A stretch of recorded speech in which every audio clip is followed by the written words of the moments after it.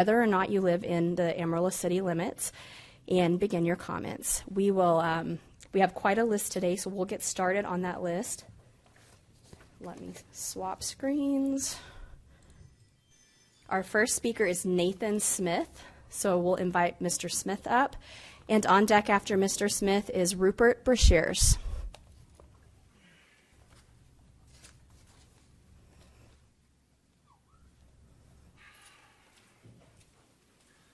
Nathan Smith, 7404 Jameson. I owe you gentlemen an apology, which is very annoying. I assumed you guys had no understanding of the First Amendment, and it turns out President Bush said fuck that amendment and decided to push forward his faith-based community initiative, which basically eroded that wall between church and state. It was upheld in the Supreme Court, which is, shut up voices in the head, annoying. We'll say annoying. So I came up here and I made an accusation. I made an ass of myself. Assumption. I made an assumption, assuming that you guys were unfamiliar with the laws, where in fact I was the one who was unfamiliar. I hate apologizing, but it's the right thing to do. Unfortunately, sometimes the right thing isn't the easiest thing. I've talked with Mayor... Stanley? Yeah, pardon my language. I talked with Mayor Stanley, and he's... If you can pull off the whole getting other faith leaders to go into Transformation Park and collaborate with that, I will give you a lot of respect, which isn't something I give to a lot of politicians at all. I don't respect you guys until you earn it. But, sorry. But the mayor's been making an attempt to try to act like it's the military and represent all people of faith and respect their cultures, yada, yada, yada. I'm going to lie. I'm very irritated over finding out that there's an erosion in that separation of wall in church and state. But since we're moving to help the homeless people, and I lost legally, and it's not a fight I want to get into in Texas, we're going to look for new ways to help the homeless. The mayor has been given ideas about getting more food, and like I said, if you can pull it off with the other faith leaders, that is hugely respectable, what we talked about earlier. It does leave me at an impasse, as now I've found myself in a fight that is not winnable in this state, but it feels like it should be fought. It's very awkward. So I'm going to do my best to just go back to doing what I do to not go crazy and help those who I can. I hate having to apologize. I cannot. But you guys did nothing wrong, and you should not be. I did on public record, so gotta fucking apologize. Y'all have a wonderful day. Thank you, Mr. Smith. Thank you, Mr. Smith. Appreciate Next, you. Mr. Brashears. On deck after Mr. Brashears will be Jesse Fremmer. I'm Reverend Brashears, and I came here specifically today to encourage this council. I am so glad that you all are here, and I pray that you will do a good job. I want to tell you a story that I think that will encourage you. It's a story about a pastor, his wife, and a little 5-year-old girl.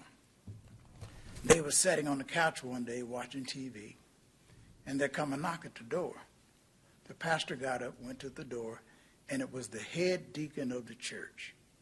The pastor said, "Come on in, deacon. It's so good to see you. Come on in this house." And he embraced, and the little girl got up and run up behind the deacon. And the mother said, "Baby, that's disrespectful. Come on back here and sit down." She said, "Deacon, I don't know what's got into her." And so the pastor and the deacon, they talked for a while. After they were finished, the deacon got up, and the pastor said, "Deacon, you come by anytime. You're always welcome at our home." By that time, the little girl had snuck up behind the deacon again. And the deacon looked, and he said, "Well, what is she doing?" And the deacon took charge. He looked at her, and he squatted down, and he said, "You're a pretty little girl." I said, "Why are you running up behind me? Why are you doing that?" And the little girl said with tears in her eyes, Mom and Daddy said, "You got two faces."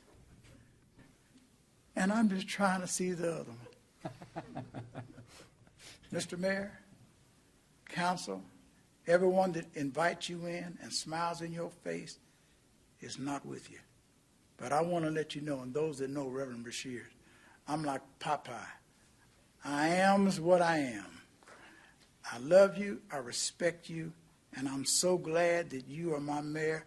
And I thank you for that vote, you and Howard. I just talked to Howard a while ago. I thank you for that vote where they tried to rezone my property, and you all didn't let them do it. God bless you, and thank you. Thank you, Reverend. Mr. Fremmer, and on deck after Mr. Fremmer will be Jerry Michaels.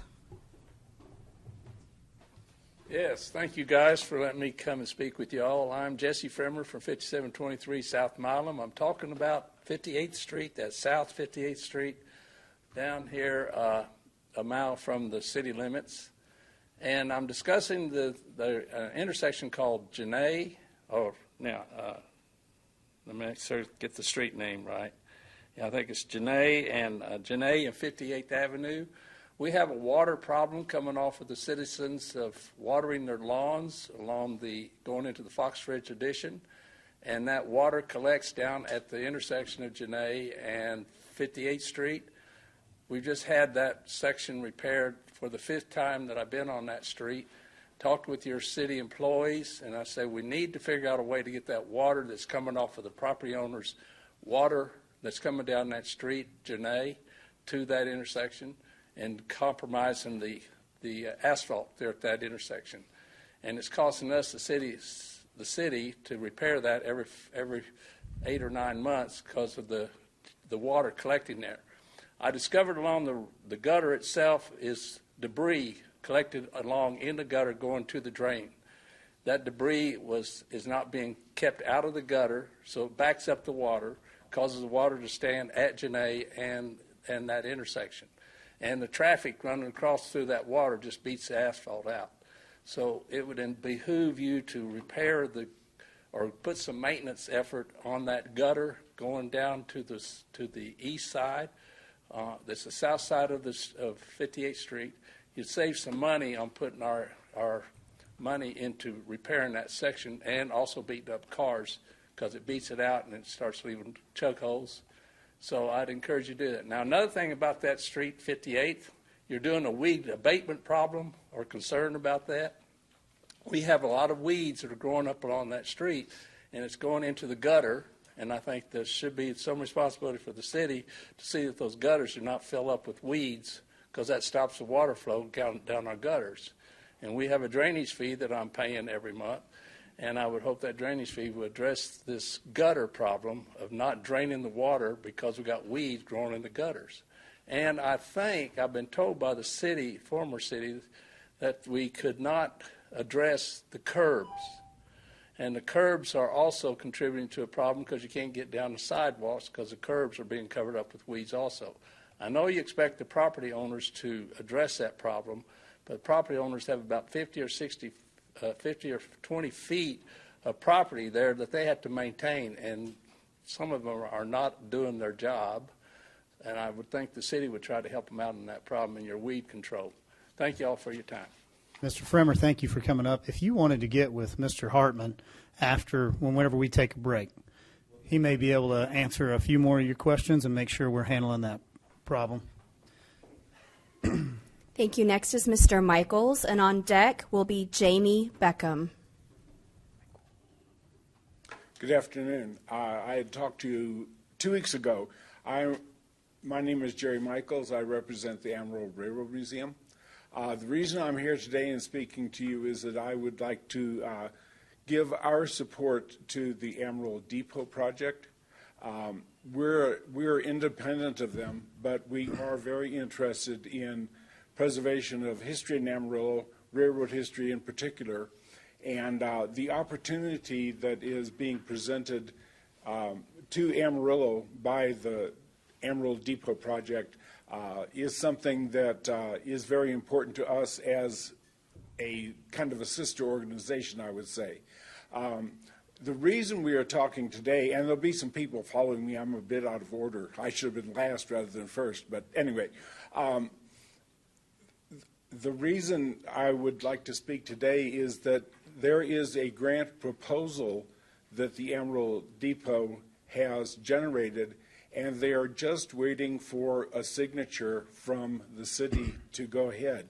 They spent their own money to generate this proposal, to make some submissions before, and without a signature that the city of Amarillo is okay with, just a grant application, they're not saying we want the city of Amarillo to throw in so many dollars, or that there be new taxes, that there be a bond or something along this line. It's just a signature on the line saying the city of Amarillo agrees that this proposal can go forward. And I'm excited. I think it's a great proposal. I think it's a great thing that the city of Amarillo will benefit from. And I'd really hate to see it fail just because of the fact that there's not a signature on the line that says we can submit, or that this organization can submit a proposal. I worked as a research professor for 30 years, and I can't imagine somebody at College Station not signing off on a grant proposal that I was sending in that could bring in money. And thank you very much for your time. And again, we're thrilled about this project and hope it continues. Thank you. Mr. Michaels, thank you for speaking up here. And so let me clarify just a few things as a statement of fact. So I received your grant proposal in full, or their grant proposal in full yesterday. I read it. I had a meeting today with city manager. I share your love of historic buildings and everything that the old depot could become. We definitely want to hear you guys out. We'll give you every opportunity to proceed with your plan and put forth the best plan you have. On that grant proposal, it does require us to do our homework. We have a process. We have to take it through the process. We have different partners. Center City's involved in that, as well as you have BNSF. It's their railroad and their railway. And so I would just encourage you to keep doing what you're doing, but then we've got to go through the right channels, and we need a little time to make sure that it's vetted and that we understand what it'll do, and if there are no costs to the city taxpayer, that's what we're looking for. But we're also looking for sustainability and a pro forma that shows that it's a good business plan. So please continue to go through the right channels. I think we've directed staff to make us as well as staff available to you and the other organization, and so we'd like to do that. Okay, thank you very much. I believe there will be people with the depot project that will probably be able to address this better than I can. I'm just giving our support for it. Well, we look forward to. We look forward to still. If you signed up to speak today, we still want to hear you. We're not adversarial, but that doesn't mean that you can't add to the conversation. So thank you, Mr. Michaels. We don't want to be adversarial either. We want to all be a big happy family. Yes, sir. Thank you again. Appreciate your time. Okay, next is Ms. Beckham, and on deck, Nancy Parsons. Hello, I'm Jamie Beckham. I grew up here in Amarillo, and I moved back here about 10 years ago. I now live in Bivens, where I also grew up, and I'm here today to talk about the depot as well. It's my understanding that the majority of you ran on a position of transparency. And I'm sure that many people will get up here and remind you of that, but I'm not here to remind you of that. I'm here to return the favor, because transparency only works when everyone is transparent. I'm new to the depot project. They asked me to join their endeavor, and once I found out what they were planning on doing with the building, I was ecstatic. I could not wait to join the project. I was excited to be a part of the project that was being built from the ground up, preserving a beautiful historic building in Amarillo and bringing a really cool facility to downtown Amarillo. But once I joined, I realized this is not a project being built from the ground up. It has a lot of history behind it. This project has gone through several phases, several boards, multiple city councils, multiple visions, and multiple revisions. There have been plenty of mistakes made along the way. There's been plenty of growth. There are several different perspectives on how this project should look, what it should cost, and who should be in charge. Our board has made plenty of mistakes as well. We have learned lessons along the way and have adapted and grown, but we are listening. We have listened to the community when they told us that they didn't want a huge museum. We listened. Our new plan does not have a museum, or does not have a huge museum, but has a multiple faceted plan that would work to attract tourism, new jobs, and be an exciting hub to downtown Amarillo. We have listened to the last city council. They told us the city does not have the money to spend on this project, and we listened, and the new lease does not have the city spending any money on this project. Now here's what we're asking from you. I'm asking you to go home and relook at the lease. Let us know what it's going to take for you to sign the lease. Not your wishes, not what your hope is going to happen, or what you think might be nice, but what it's going to take for you to sign the lease. Why we want to hear the visions right now is a time for action, so that at the next meeting, when we are on the agenda, we can get this lease signed. We do not want to spend any more time, money that has been donated by our community for this project, or resources on negotiations. It's time that we put those resources towards the renovation of the Amarillo Depot. With that being said, we have a deadline tomorrow. We've been working on this grant with the city in cooperation for 6 months. The city has never given us any indication that they didn't want the money for the project. This morning, thank you for your time. Appreciate you, ma'am. Next is Ms. Parsons, and on deck will be Scott Metelko. Good afternoon. My name is Nancy Parsons. I'm a resident of Amarillo. I was here at the last commission meeting, again, in support of the Amarillo Depot project. At that time, I was asking for you all to please consider the lease that we had presented to each of you.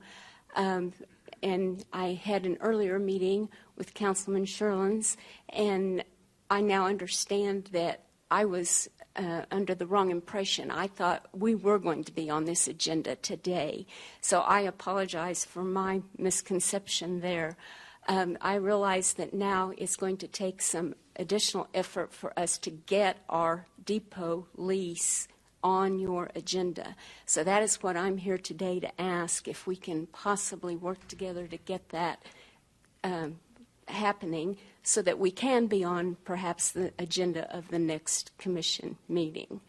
The depot itself is, as I mentioned last time, the building is just absolutely a beautiful piece of architecture. We need to enhance it. We need to be able to do many things with that, have excursions, have the railroad history of Amarillo really, really emphasized. It will bring in tourism dollars to the city.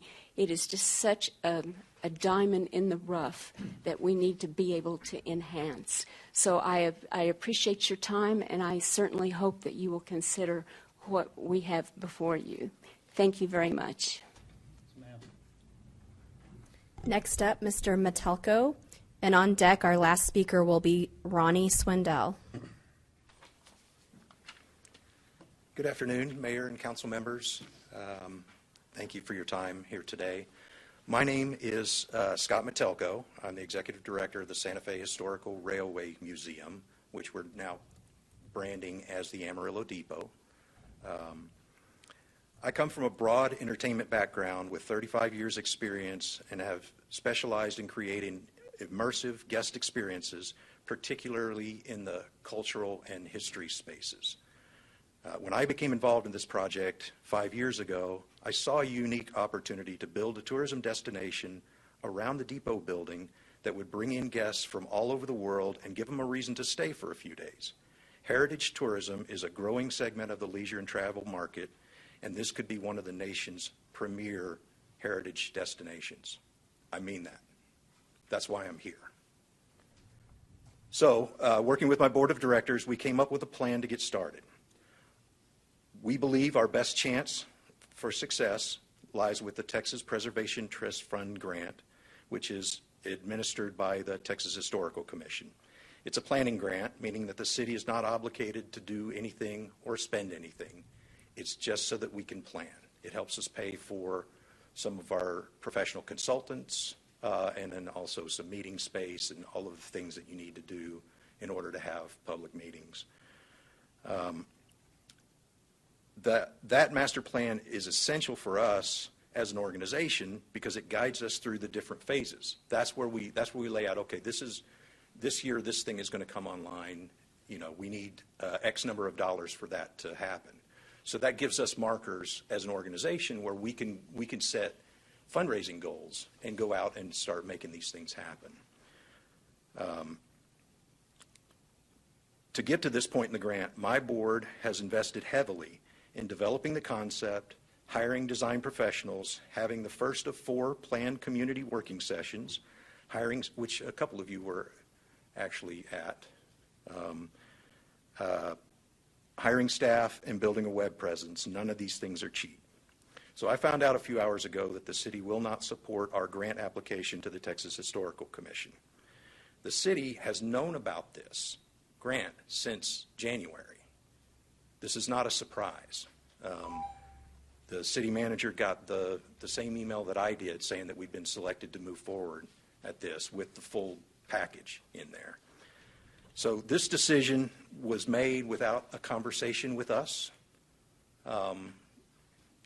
And what it means is that we cannot apply for this grant that we've spent thousands of dollars and hundreds of man hours putting together.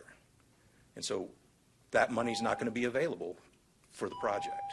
So I'm happy to answer any questions, or you can call me anytime. Thank you for coming in, Mr. Matoko. I will contact you after the meeting. Okay. Thank you. And our last speaker is Ms. Swindell.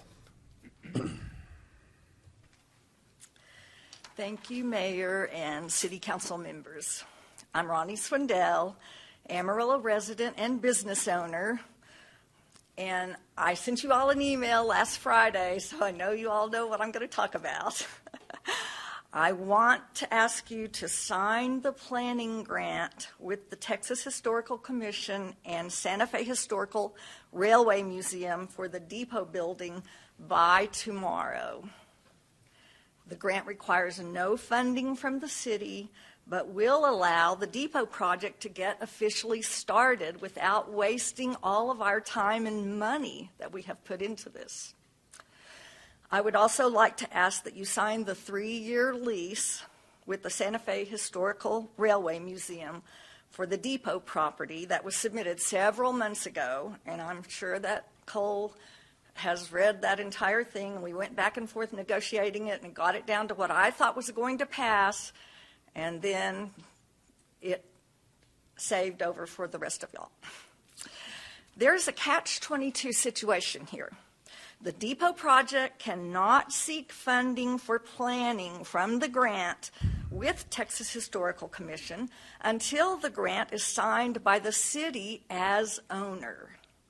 The depot project cannot seek funding from outside sources for renovations to the building until a lease is signed. Please sign the grant application by tomorrow and sign the lease as soon as possible for the project to go forward. And I have a little bit of time left, so I want to tell you this, that when we first learned that $15 million inclusion on the depot building was going nowhere, you all know that, we became very discouraged, and we're really, trying to figure out, what do we do now? Well, what we do now is that we've got to do some of our own fundraising, and we had done that in the past, quite a bit of it. That's where we paid for all this grant writing, et cetera. And then I decided, you know what? I know a lot of money can come from this city and from the outlying areas, because my husband has been in charge of the Ascension Academy project and has raised about $30 million from this community over the past 20 years for a great project. This Amarillo Depot project is also a great project which will bring us tourism and protect that building as well. So think about it. If you could just sign that as owner, it's not going to cost you anything. thank you very much for your service to Amarillo. I really appreciate it. Thank you, ma'am. Mayor, that is our last person signed up today. Okay. Do I have anyone else here that would like to speak? Please come forward, Ms. Duke.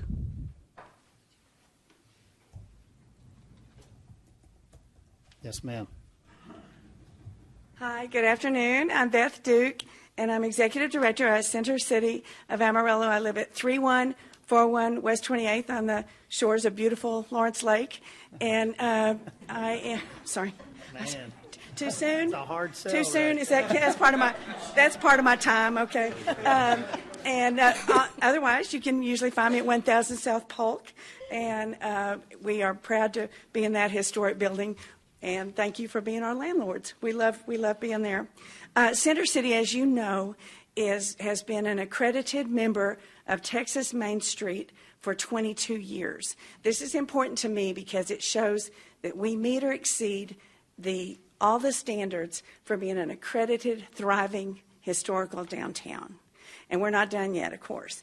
But we are vitally interested in anything to do with historic preservation because we are under the auspices of the Texas Historical Commission.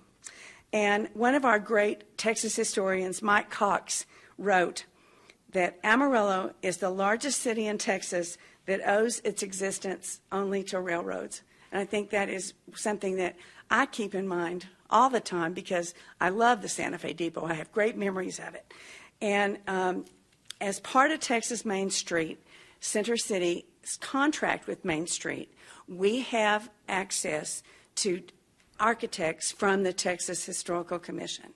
And I have on July 17th, that's coming right up, I have the opportunity to apply to get the design team from the Texas Historical Commission, Texas Main Street Architects, up here as part of our Main Street contract. That's something Main Street already pays for. And we would very much like them to come up here, make a site visit, and see what they have to say. This, again, would be at no cost to the city. I'll probably have to buy them a hamburger or two, but this would be at no cost to the city. And I would love to see what the Texas Historical Commission, Texas Main Street Architects could come up with as part of our membership in Texas Main Street. Center City is really just trying, as always, to make downtown everybody's neighborhood. And we do that with events. We do that with promotions. Thank you for starting the new streetscape on Polk Street this week. We're pretty excited about that. But my vision for the Santa Fe Depot, now we have that beautiful new pavilion. It's going to host the Iron Horse Rodeo next week. We have the Ice Ranch. And when I think of all the partners, I just think how that whole acreage could be used to extend it to be everybody's neighborhood. So thank you for your time. And if you can't find me at home, I'll be at 1000 Polk. So thank you. Thank you, Mrs. Duke. As a statement of fact, we have several interested parties here today. We as a council need to and have an obligation to consider all parties. Time can be a constraint, and I believe you guys have put forth a due date of tomorrow on what we've seen. Mrs. Duke has presented another option that would give us more time and allow us to have more conversation, bring other people to the table. And for us, we need to hear all the stakeholders. And we need to make sure that whatever we do, it's sustainable, it's beneficial to everybody. It meets what you want it to, but it also meets what some of the other citizens and stakeholders downtown need it to. So we just have a lot to consider, and so I'll ask for your patience as we do our job very well in hearing everybody and making sure that what we vote for and vote on or sign is thoroughly vetted and in the benefit for all of us here, in this community, especially downtown. So do I have anyone else here that would like to speak before we move on to the rest of our agenda? Yes, sir, if you'd like to step forward. Young lady, I'd like to know if the Historical Commission can give you an extension on their deadline and requirement. Not at all. If there's a will for us to try to bring all of this into focus, they won't give you that. Thank you, sir. Sir, could we get your name for the minutes? My name is Winston Curtis. Thank you. Okay. That will conclude public comment. Ms. City Secretary, do you have anything further on your side? No, Mayor. Okay. We're now able to move into our discussion items. Do I have anyone here on council that needs anything further, anything answered questions before we move into discussion? Seeing none, we're going to move forward. Item 6B is a discussion on our city weed liens. Ms. City Secretary, do we have anyone from staff that can bring anything to us on that? I believe Laura Storrs, Assistant City Manager, is presenting. Good afternoon. Good afternoon, Mayor and Council. Yes, great. We've got a presentation here. So we were requested from a previous council meeting to just bring a little more information related to the weed liens on the City of Amarillo properties. So I'm just going to go through some brief information. If y'all have questions, please feel free to stop me. If I don't have the answers, I've got some members in the audience that are willing to step up and kind of help answer some questions as well. So let's start here about, this is our authority related to public nuisances, and this is from Chapter 342 of the Texas Health and Safety Code, and it provides the city, it allows, or it permits the city to provide services to maintain properties, which can include mowing properties, to rid it of weeds when an owner fails to comply with municipal ordinances. The municipality may actually do the work and make improvements as required and pay for the work that's done and charge those expenses back to the owner of the property. The city is also permitted to assess any expenses incurred against the real estate in the form of a lien. So, and that's called a nuisance abatement. So, here at the City of Amarillo, we have a little bit different practice than maybe what is common practice in other communities. So back in March of 2011, we actually hired a full-time employee to work on outstanding city collections. And the main focus was related to these outstanding weed liens. Also, any citation that had been issued related to some sort of property clearing for weeds or grass or debris, even prior to it going to a lien. So we have a full-time employee that started these collections in 2011. At that point in time, there was about 7,200 open accounts with an outstanding principal balance of about $2.39 million. That actually translated to 31,693 outstanding invoices. So what that means is there were several outstanding invoices on one property. So it was 7,200 properties essentially with a total of 31,000 outstanding invoices. So that employee's been working for several years related to that. Now, please keep in mind, during that time, there's been more instances, lots more instances where the cities had to go out and actually clear properties, mow properties, or work with contractors on that. There's been more liens filed, and we'll go through that. So fast forward to current month. We have 5,375 open accounts now, so we're actually whittling those down as we go with a principal outstanding balance of a little over $2 million. That translates to just under 24,000 outstanding invoices. So in the last 5 fiscal years, and please forgive us our stats. We've been tracking things in different ways, and I went back as far as I could on the stats that we have. On this one, it's for the last 5 fiscal years. We've collected close to $2 million. And we've also filed a little over 5,000 liens. And this is all just related to weed liens.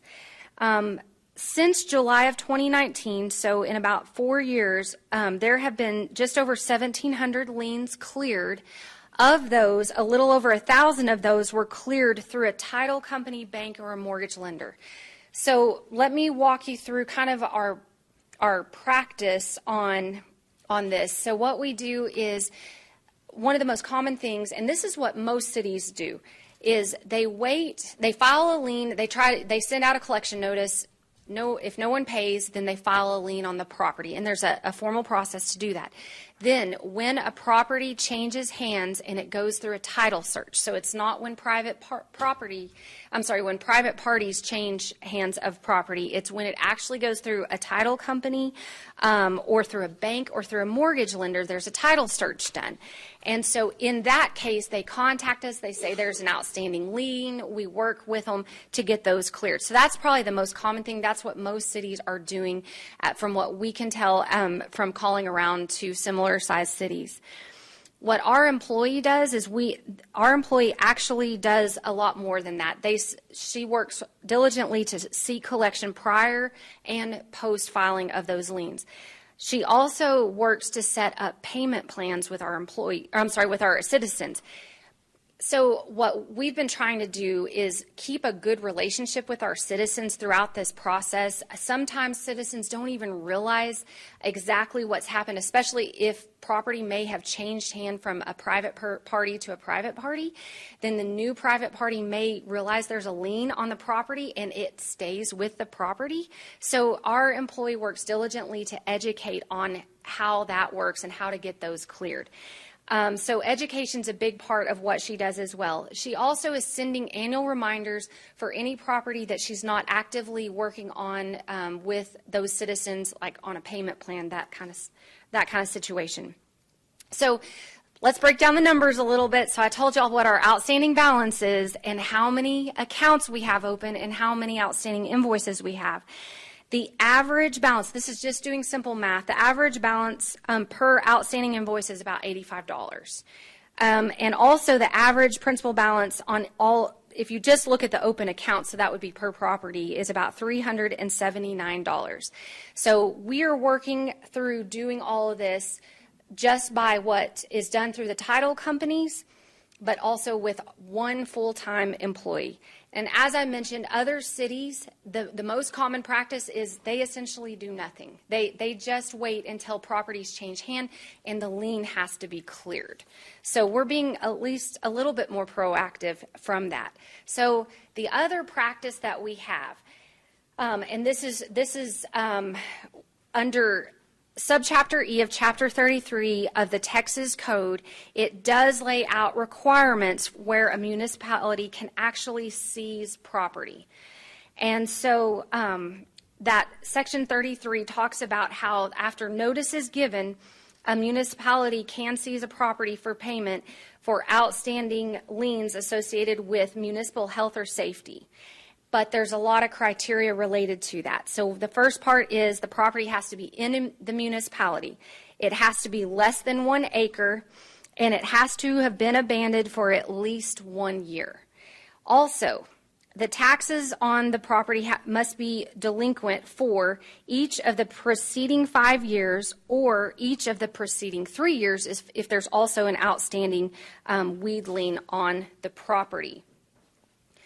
And the tax collector of the municipality must determine that the seizure of the property under this subchapter for the payment of delinquent taxes, penalties, interest, and weed liens or health and safety liens would be in the best interest of the municipality and all the taxing units after determining that the sum of all the outstanding amounts plus the estimated cost to seize the property and go through the foreclosure process exceeds the amount of the tax sale.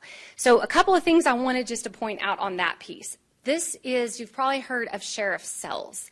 So these are currently being conducted, but the city does not have the ability under this section of the tax code to initiate these things. This is done, as you'll see on that top line there, by the tax collector. So the city's tax collector is each of the counties, depending on where the property is at. So that is initiated by either Randall County or by Potter County. So those sheriff cells are done, but the outstanding property taxes are paid first. Weed liens are after all of that is settled. So we do actually get some proceeds related to that. Our legal department does a lot of work on those along with the counties. And we have, we've received, I think the number's about $263,000 in those just in the last couple of years, since 2021.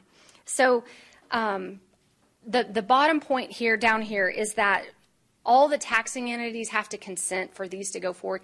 Actually, you all will have to take action on these sheriff sales as they're initiated by either Potter or Randall County. But the benefit of that is once they are sold, those properties go back on the property tax roll, and all the delinquent property taxes normally get paid or partially paid, and any liens associated with that.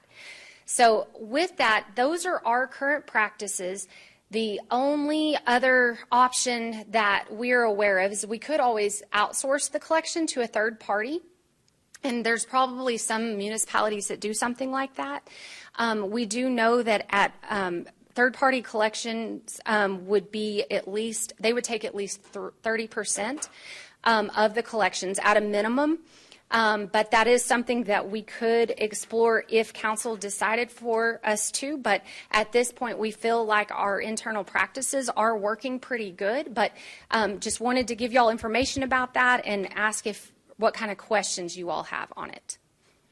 Councilman Sherlin, did you bring this one? Yes. Is that right? Would you like to go first? Yeah, if you don't mind, please. From what I see there, in about a 11-year process, you collect about $200,000 a year, approximately. Yes. And that's approximately what it looks like we're doing. In my opinion, the city would be way ahead by outsourcing, paying the 30% to somebody else. I do know, I've checked with Randall County, that's what they do. Okay.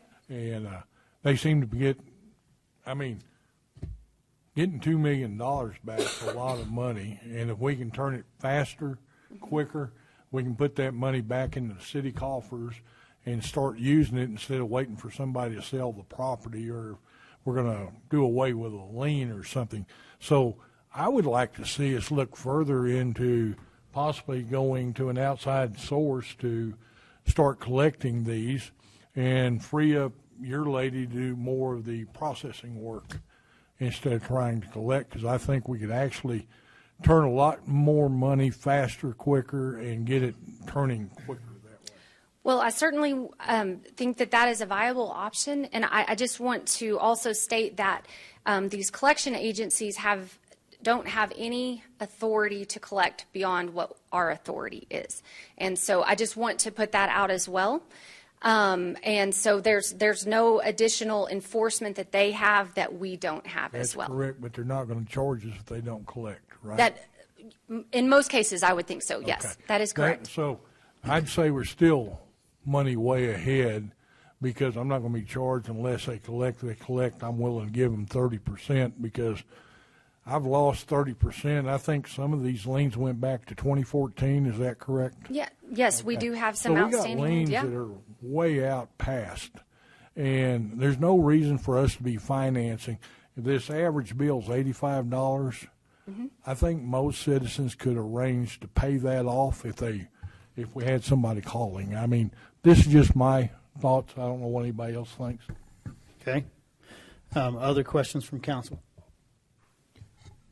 Can you kind of walk me through, so the person that we have on staff, what does this look like? Are they sending out letters? Are they knocking on doors? What does that process look like? They're sending out letters. They are making phone calls. They are researching last known available, location of the owners of these properties so they can contact the person properly. I know there's a lot of people that she works with and then makes arrangements depending on their circumstances. I know that's something that we have appreciated, having the flexibility in-house to work with our citizens on that. I know at times she has worked out a wide variety of payment plans. The bottom line is just to try to get these cleared. The city's not looking to necessarily not make money off this, just recoup our costs associated with it. And, I know she does a more targeted campaign during certain times of year, especially, when maybe income tax refunds are coming out. I know she's doing a lot more concentrated efforts because sometimes people have a little bit more available funds to go ahead and clear items like that. So this is one of many things that she's working on collecting for the city of Amarillo, but this is certainly a big area where she does collections. And other than hoping people will be nice and pay their money, we don't have much of a leverage. Other than the lien. The lien is our enforcement Until the property mechanism. transacts. Right. Yep, that is correct. Charging penalties, what does that look like? Do we get to determine what those penalties are, or is that the state determines what the Yes, penalties yeah, there's a state-determined amount on those penalties, and we do assess penalties associated with it. Now, I will say that's a lot of times our negotiating tactic internally. If we can go ahead and get you to clear this, we can back off on part of the penalty, but we always look to recoup our administrative fees and our initial costs associated with paying the contractors to clear the property. Right. And have you been able to determine, if we're looking at the average of a third party doing it is about 30%, how much are we paying out now to do that? Is it more than 30%? I would say if we were collecting a little over $200,000 a year, we're paying less than 30%, especially if we only look at the portion of time that's being spent on these, yes. And that includes, I guess, so we're just looking at the expenses of this one employee, salary and benefits would That is be correct. less than $60,000? Yes, for the portion of time spent on this project, yes. But we'd probably get close to 30% by the time how much do we spend for this employee? So I don't have that exact number here, but I could certainly get that to you guys based on the percentage of time allocated specifically just for weeds. Yeah, weed liens. To me, we're probably getting awful close and could free up somebody and then get an expert out they know how to collect. I know when I was in business, I used them a lot, and I'd get money back, and it gave us a lot of operating capital. So let me may not be an either or, scenario. So let me ask on this side of the dais. Do I have any questions from Council 1 or 2? No. I covered them. Okay. So if you were to hire a third party, can you exclude in their contract maybe a title collection? So meaning they attempted to collect and they didn't. The house sold or property sold, and it came to the city in the form of a title that they cleared. Yeah. Mm-hmm. So that wouldn't be anything that we'd have to pay the third party for, would it? I think we could negotiate that potentially, yes. So if we negotiated that part out, what we have is we have 1,719 collected, but 1,050 were actually cleared through the title process. So that means we're really only collecting around 700. Yes, but that's on liens. That's not on all the amounts prior to becoming or us filing a lien, because there's a lot of properties that we are assessing the cost back to them that she's working to clear prior to even going to the liens. And I do not have stats on that, on the number of those. Okay. So I'm going to tell you that I think we should consider the fact that this employee probably functions in multiple capacities, works hard at their job, and is a value in more than just this one item. I also really like the fact that we as a city are doing everything that it's, I guess as far as it is up to us to try to get along and to try to negotiate and be friendly in these dealings. You probably would have, if you have 23,000 invoices due, could this employee identify the ones that they've already done their due diligence on, and then we would have a handoff, meaning it doesn't cost me anything to hire a third party, especially after I've ran it through my employee, and my employee is now saying, look, I'm not spending my time on, this many, let's say there's 10,000 of them. Okay. And then from there, we're doing our job to make sure our taxpayers that paid for these mowings and different things that had to be taken care of are reimbursed in our budget. Okay. Mapping that out, tell me how that doesn't function quite as well as I'd like it to. Well, we would have to go through some sort of like an RFP process or request for proposals to see, what availability different groups would have to do these services. But we could write it however we wanted. And I don't know that would be, I would certainly want to brainstorm with my team a little bit more, but I can see where you're saying once we kind of hit that brick wall that we're not getting any activity, could we then pass it off to a third-party collector and see what they could do with it? So, Yes, ma'am, and I think if you have a good, well-rounded employee that's able to navigate something like this that's not really black and white, it's a little conditional on each individual item, I think we would get a better performance and value out of that employee and them spending their time in other ways, maybe versus going back and just calling again or sending out a follow-up email. I would be in favor unless council has some other guidance, assuming we could. Mr. City Manager, I see you raise your hand. Go right ahead. One thing we would do for you before we get to budget is we'll talk to a couple of these companies that do this. We'll talk to them about the volume of uncollectible accounts that we have. We'll see what their experience is on what their collection rate could be expected to be, and if they want to participate in that.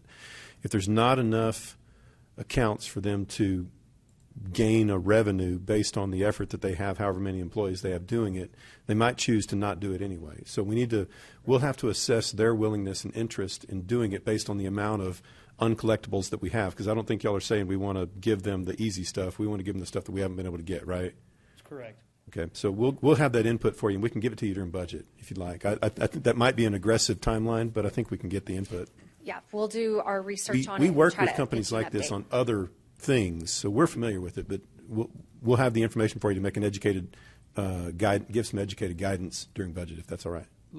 Laura, can we have her maybe differentiate between what Mayor Stanley's saying is the ones that she maybe hasn't given up on, but the ones that are like, man, I just can't spend any time doing this anymore. Yeah, or they're It's kind of just fruitless. stale. Can we get that number of these open accounts? Which ones fall into that category? Sure. That Yes. she's like, listen, I've barked up this tree as much as I can. We're just Yes. waiting for it to sell. I could certainly work on getting that information for you guys as well. Absolutely. Okay. Very helpful. Any other questions from council? I've got, outside of this, are there any other major areas of liens or debts that are owed to us of a significant level? So we are, we have several areas that we work through. I know she works on demolition properties as well, and so there are outstanding amounts related to that. At times, we do have hotel occupancy taxes that are outstanding. We do have a couple of groups that help us with those. We do have property taxes that are outstanding at some point. We have a local law firm that helps collect on those. And then we have any outstanding unpaid utility bills. So that would be water, sewer, drainage, sanitation, those type things. And we're working through in-house collections and trying to partner with some we do have a partner on outsourced collections on that as well. But I would say on the utility bills, those are probably, just because the volume is so big on those, that's probably one of our largest outstanding amounts. So, but we're actively working on those as well. Could we get a full accounting of what's owed the city? Yes, absolutely. Yeah. I'd like to know They're in your published financial statements, and so we could certainly do that. But if you would like us to just kind of pick out those would you like them just by type maybe, or? Yeah. Okay. By department or however you'd be easier for you. Yes, I will. I think that would be good to look at it and that's great. See where we are on bad debt and then super bad debt, and trying how we can get that collected. Perfect. All right. Yeah, I'll work on getting that information together, and we could touch base on that during our budget review as well. Will that work? Okay. Yes, ma'am. All right. Appreciate it. Thank you. Thanks. Okay, that concludes our discussion on city weed liens. Moving to item 6C, Amarillo Economic Development Update. We have Kevin Carter coming up here to hit some highlights on lots of good projects that he's been working on for some time and give us a good update. You're up, sir. All right, Mayor, Council, raise this up just a little. Can you hear me now? Yes, sir. Mr. Skank's not even here to yell at me about not talking in the microphone. Dadgummit. He left a legacy, didn't he? This is our quarterly report, and happy to be here. Certainly, AEDC has many partners, and it starts with this council because y'all get to select our board, and then you approve our budget and our projects through the year. So, but we are certainly happy to be here and happy for the work that we get to do on a daily basis. I'll introduce the staff here in a few minutes, but I wanted to visit with you all about a few of the projects that we've done. And feel free to stop me in the middle of the project if you want to, instead of going back, or however y'all want to do it. So we started off with Cacique. It's a project that we announced about 2 years ago. It took about an 18-month build. We had a grand opening for this facility May 6th. It was 102, or it was actually presented as an $80 million project. Obviously, with inflation, it ended up being a $102 million project. Cacique is the largest maker of Latin cheese. They are going to hire up to 200 new jobs in this first phase, and then additional in phase 2 and 3. This company came from California. They're closing their plant in California and moving their full-time manufacturing and processing operation to Amarillo. This was our first project in South Georgia, in our South Georgia Business Park. We bought 195 acres in 2019, 2020. We purchased that acreage, and this is our first business in there. And so very excited and proud of this project. Great family. You can see the ribbon cutting there. Several members of y'all were there that day. And so this is producer-owned beef. We announced this project in October of 2022. This is going to be a project that's over $800 million now. It was presented at $650, and now it's at $800 million. This is going to provide 1,500 jobs. It's producer-owned. This is the first time this has happened in the beef industry. It's happened in the pork industry before, but this is going to be the first plant in the United States that is going to be producer-owned in the beef world. It's located at I-40 and 287. You can see the blue property. They purchased that blue property from the city.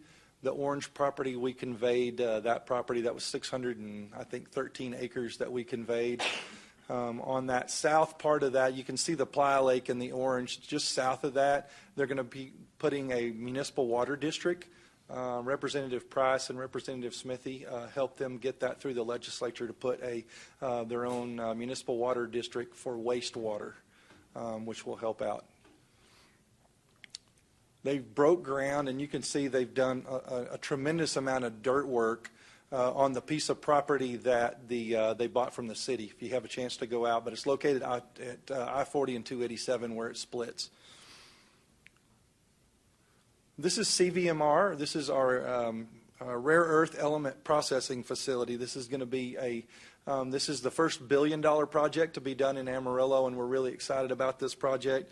This will be the first rare earth element processing facility in the United States. It's initially going to provide 1,000 jobs. Those jobs are going to pay over $100,000 per year. They closed on the property about 2 or 3 months ago. Is that right, Doug? And so their timeline has started to begin clearing that property. I know that y'all are going to consider an item for that piece of property later as it relates to easements. But they should be turning dirt pretty soon. They have about 18 months to commence that work, and then they have to have a significant amount of that capital investment done over the next 36 months. This is Cavness Beef Packers. This was a facility expansion. They used to be on the boulevard, and they did a $50 million new facility on Washington Street. This is their ground beef operation. They're going to provide up to 100 additional jobs. They already had 100 employed at their old facility. They're looking to add 100 additional jobs in this. And that one opened in September. Beautiful facility if you ever get the chance to go through that. And that one is located at South Washington and Loop 335. This is Albers Aerospace. This is a new project. They are located in that red kind of trapezoid looking. That was the last piece of property that we owned that was on that had runway access. Albers Aerospace is a defense contracting company made up of former military ex-Marines. I called him an Army veteran whenever I was here doing the presentation, and I got hazed about that. They are Marines. And so that's going to provide up to 400 new jobs. They've acquired several companies since they announced that project last year. And on May 31st, the mayor came and we did an announcement. Mayor Stanley came about their acquisition of Garrett Containers out of Maryland. They're going to expand that and bring that to Amarillo, and then also the announcement that Rob Winston would lead that project here. He's one of their partners and former tech grad, him and his wife both, and they've moved here to Amarillo and are valuable members of our community. That the plan is to build a $50 million hangar and production facility on that roughly 40 acres of property there. Austin Hose, they've been in business for a long time, and the Kramers are the principal owners of that with several partners. Came to us. They're currently located on I-27 and wanted to build a new facility. They had bought one of their competitors out of Pennsylvania and are really wanting to be leaders in the hydraulic hose manufacturing space. And they are building a new $15 million expansion on the north end of the South Georgia Business Park, so the opposite end of where Cacique is. And this picture was taken, I think, maybe a week or so ago, and they have already got walls up on that thing. They are really going after that. So really, this is a tremendous project for one of our businesses here in town to expand their business. And so they're going to add additional 20 jobs with this project. They're currently at 55 jobs in their facility on the Canyon E-Way.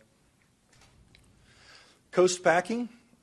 This is a project that we started on this project working on getting them to Amarillo probably about 2 or 3 months after I came in 2019. So this is probably a project that has taken a long time to come to fruition. This would be a $35 million capital investment. It's a 100-year-old company this year. They're out of California. This is an expansion for them to take part in getting more Eastern-based customers. And so it kind of goes along with our slogan. We're in the middle of everywhere here in Amarillo, and so they wanted to be somewhere where they could get to market faster with their customers on the East Coast. And so they're a beef tallow company. A lot of your fried foods are cooked in beef tallow. And this one would provide up to 35 new jobs along with that $35 million capital investment. And this is located in our Centerport Business Park. And I believe that's about 22 acres right there. Jack's Transport, another business retention and expansion project. Jack's is a refrigerated trucking company. They do a lot of work for affiliated Benny Keith, all the refrigerated folks that need refrigerated trucking. They are going to build a new they're going to build a new truck shop and spend over $2.5 million on that. That one is located between Washington and, help me with where that piece of property is because I can't read it. Between Washington and South Osage. South Osage, yeah. I couldn't remember the other street on the other side. They bought 12 or 13 acres there.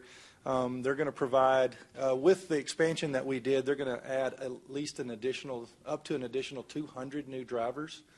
They want to take this firm national. Right now they're kind of a regional trucking, but they really want to take that national. Shane Redline is the president and CEO of that company and has done a great job with that company and is looking to expand it.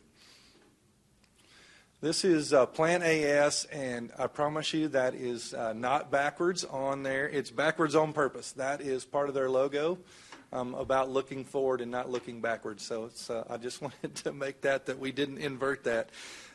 This is a project that we brought before the council about 6 weeks ago, and we're going to do some additional work on that here in just a couple of minutes. But this project is a $500 million capital investment, going to provide up to 750 employees. They're a data-driven technology company that does hydroponic farming. They're going to put about 12 buildings, greenhouses on there, several million square feet on roughly 413 acres. This is part of property that we bought that we're calling Centerport East. You can see, I don't know if I can, oh yeah, I can, right there. Well, it doesn't work. Anyway, you can see to the left, whoever's running the mouse, if you'll go down to that left corner down there, bottom left corner, that's our current Centerport Business Park. This is we bought 1,300 acres last spring from Dwayne Zortman, and we're calling this Centerport East. So this is the project that's going to go on the western part of that. CVMR that I just talked about is going to go in that portion where the mouse is. The really neat thing about this is we know that we need to collaborate with our neighbors to the south in Lubbock, and we need to stick together as West Texans.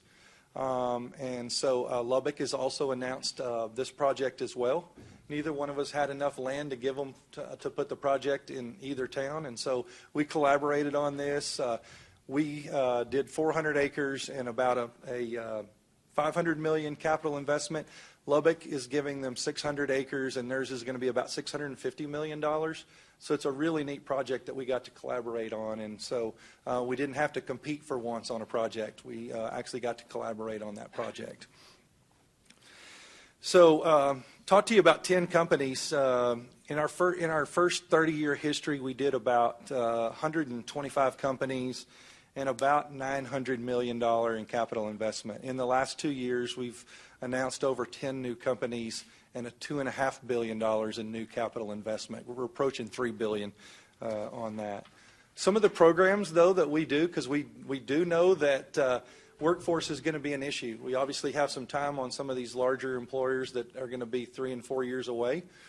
But a couple of the programs that we do to help mitigate that, one of those is our intern experience. We call that Uncover Amarillo. We've had 2 events out of 3. So far this year, we did a kickoff event at the Barfield, and then we hosted the interns at a sod poodle game. This year we had 67 interns from over 20 companies. That's our largest so far. This is the 4th year to do this. Uh-oh. Okay, there's a couple of slides missing. Take Root in Amarillo is our recruiting tool for recruiting outside talent, because we know that we've got to bring some talent in from outside. And so we started that website about 3 or 4 years ago. It's really an awesome website. It's really geared for people that don't live in Amarillo.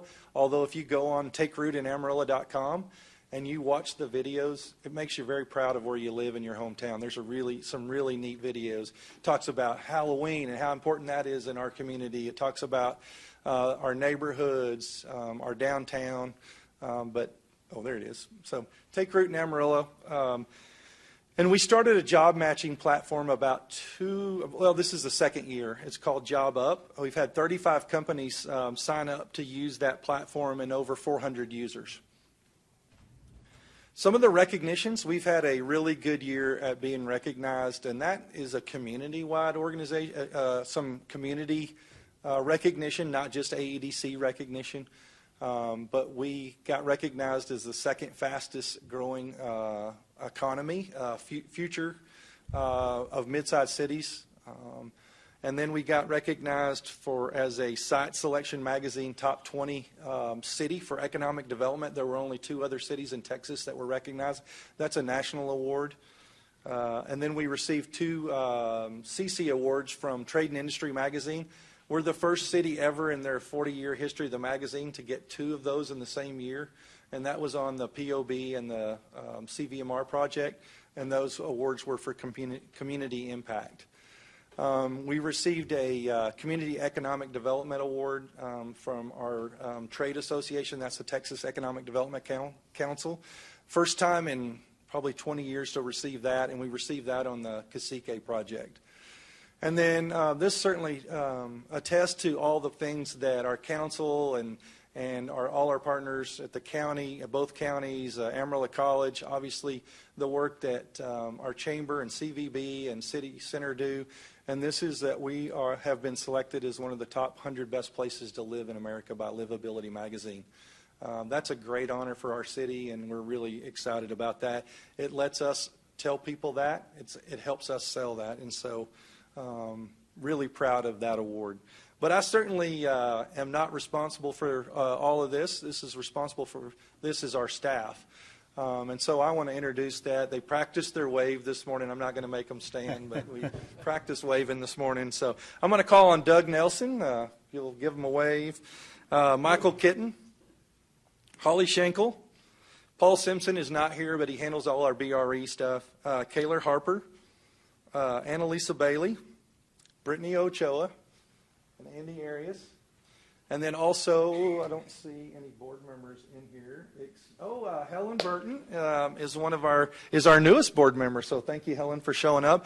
And then also Laura Storrs sits on that board as a representative of the city. She's our treasurer of the board in a non-voting capacity.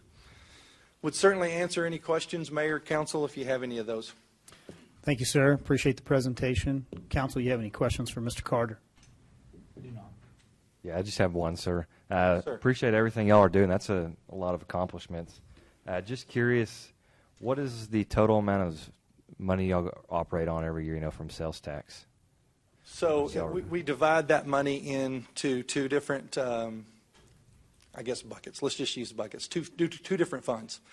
And so we have an operating fund and a project fund. That's split 12% for the operating fund and 88% for the project fund. This past year, we were just short of $24 million, just short of $25 million in collections. So we operate, I think our operating budget that we're probably getting, we've already done our budget. We haven't had it approved, but our operating budget's going to be somewhere in the $2.5 to $3 million range. So I think it's right at less than 10% on operating, 10 or 11%. Thank you, sir. Does that answer your question? Does. Thank you. Anything further from this side of the dais? No, sir. Any questions over here, guys? How long will it take you to pay off what we've already committed to? I think the last time that we looked, I would say if we were to collect, let's just say we collect $25 million, I think that we're looking at anywhere from 5.5 to 6.5 years if we didn't operate. Expand on that, just because we're not all familiar with economic development and how it works. So when Councilman Sherlin asks you, how much do you have in debt? How long would you pay it off? That's assuming that you committed all $24 million a year to pay that off. That's correct. We have somewhere in the neighborhood between $130 and $160 million in either debt or future commitments. A lot of that's in future commitments. It's not so much in debt. I think our debt service right now is probably, that offhand, less than $40 million that we owe, and most of that debt is attributed to the Bell. All the Bell expansions through the years. And so some of that debt service is going to roll off in 2028 or 9, and then some will roll off in 2031. And then the rest of it's all about future commitments, whether all these projects that we've future committed job creation incentives to. How do you check on these companies to see if they're progressing the way they signed a contract for? Yeah, absolutely. That's a great question. So we have finally got, I think, all but maybe one or two companies on the same schedule, just because we were writing them differently. And now that the last 4 years we've written where they have to provide, at least on a let's just use job creation incentive. So they have to give their 4 quarters reports from the Texas Workforce Commission. They have to provide those once a year. Typically, we ask for those by the end of January. Doug Nelson, who's our Senior Vice President for Finance, goes through those to make sure that they agree with what they said they would do and what we said we would do. And then he hands that off to Michael, and Michael does an audit of that. And then if there's a discrepancy between the two that they think that then they talk about it, and then we bring it to us. If there's a discrepancy with the company, then we address that to the company, because we certainly want to be very judicious with the taxpayers' money. But the good thing about that is we only pay money to them on a job creation incentive as they perform. So there's no upfront money with those job creation incentives. When it comes down, do y'all ever share that information with the council? I mean, your yearly report audit y'all do y'all ever share that with the council so the council can see that the taxpayers' money is, because we're the elected officials that are responsible.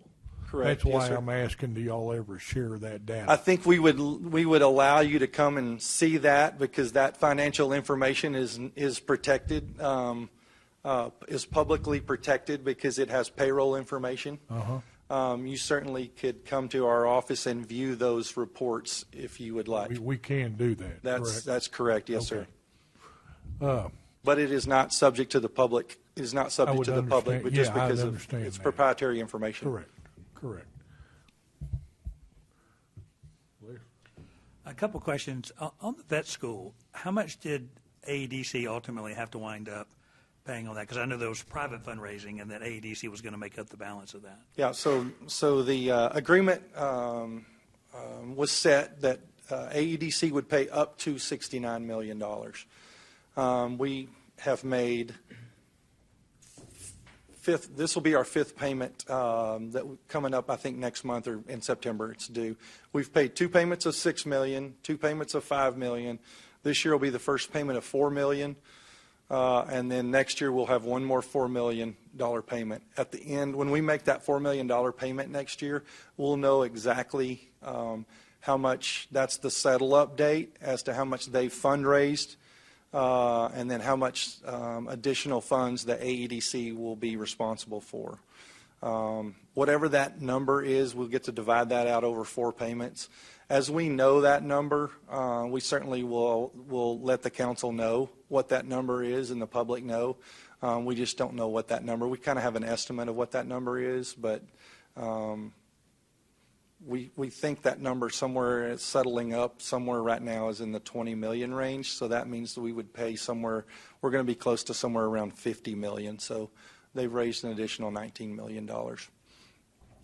And these but projects, that's just an estimate. That's not right.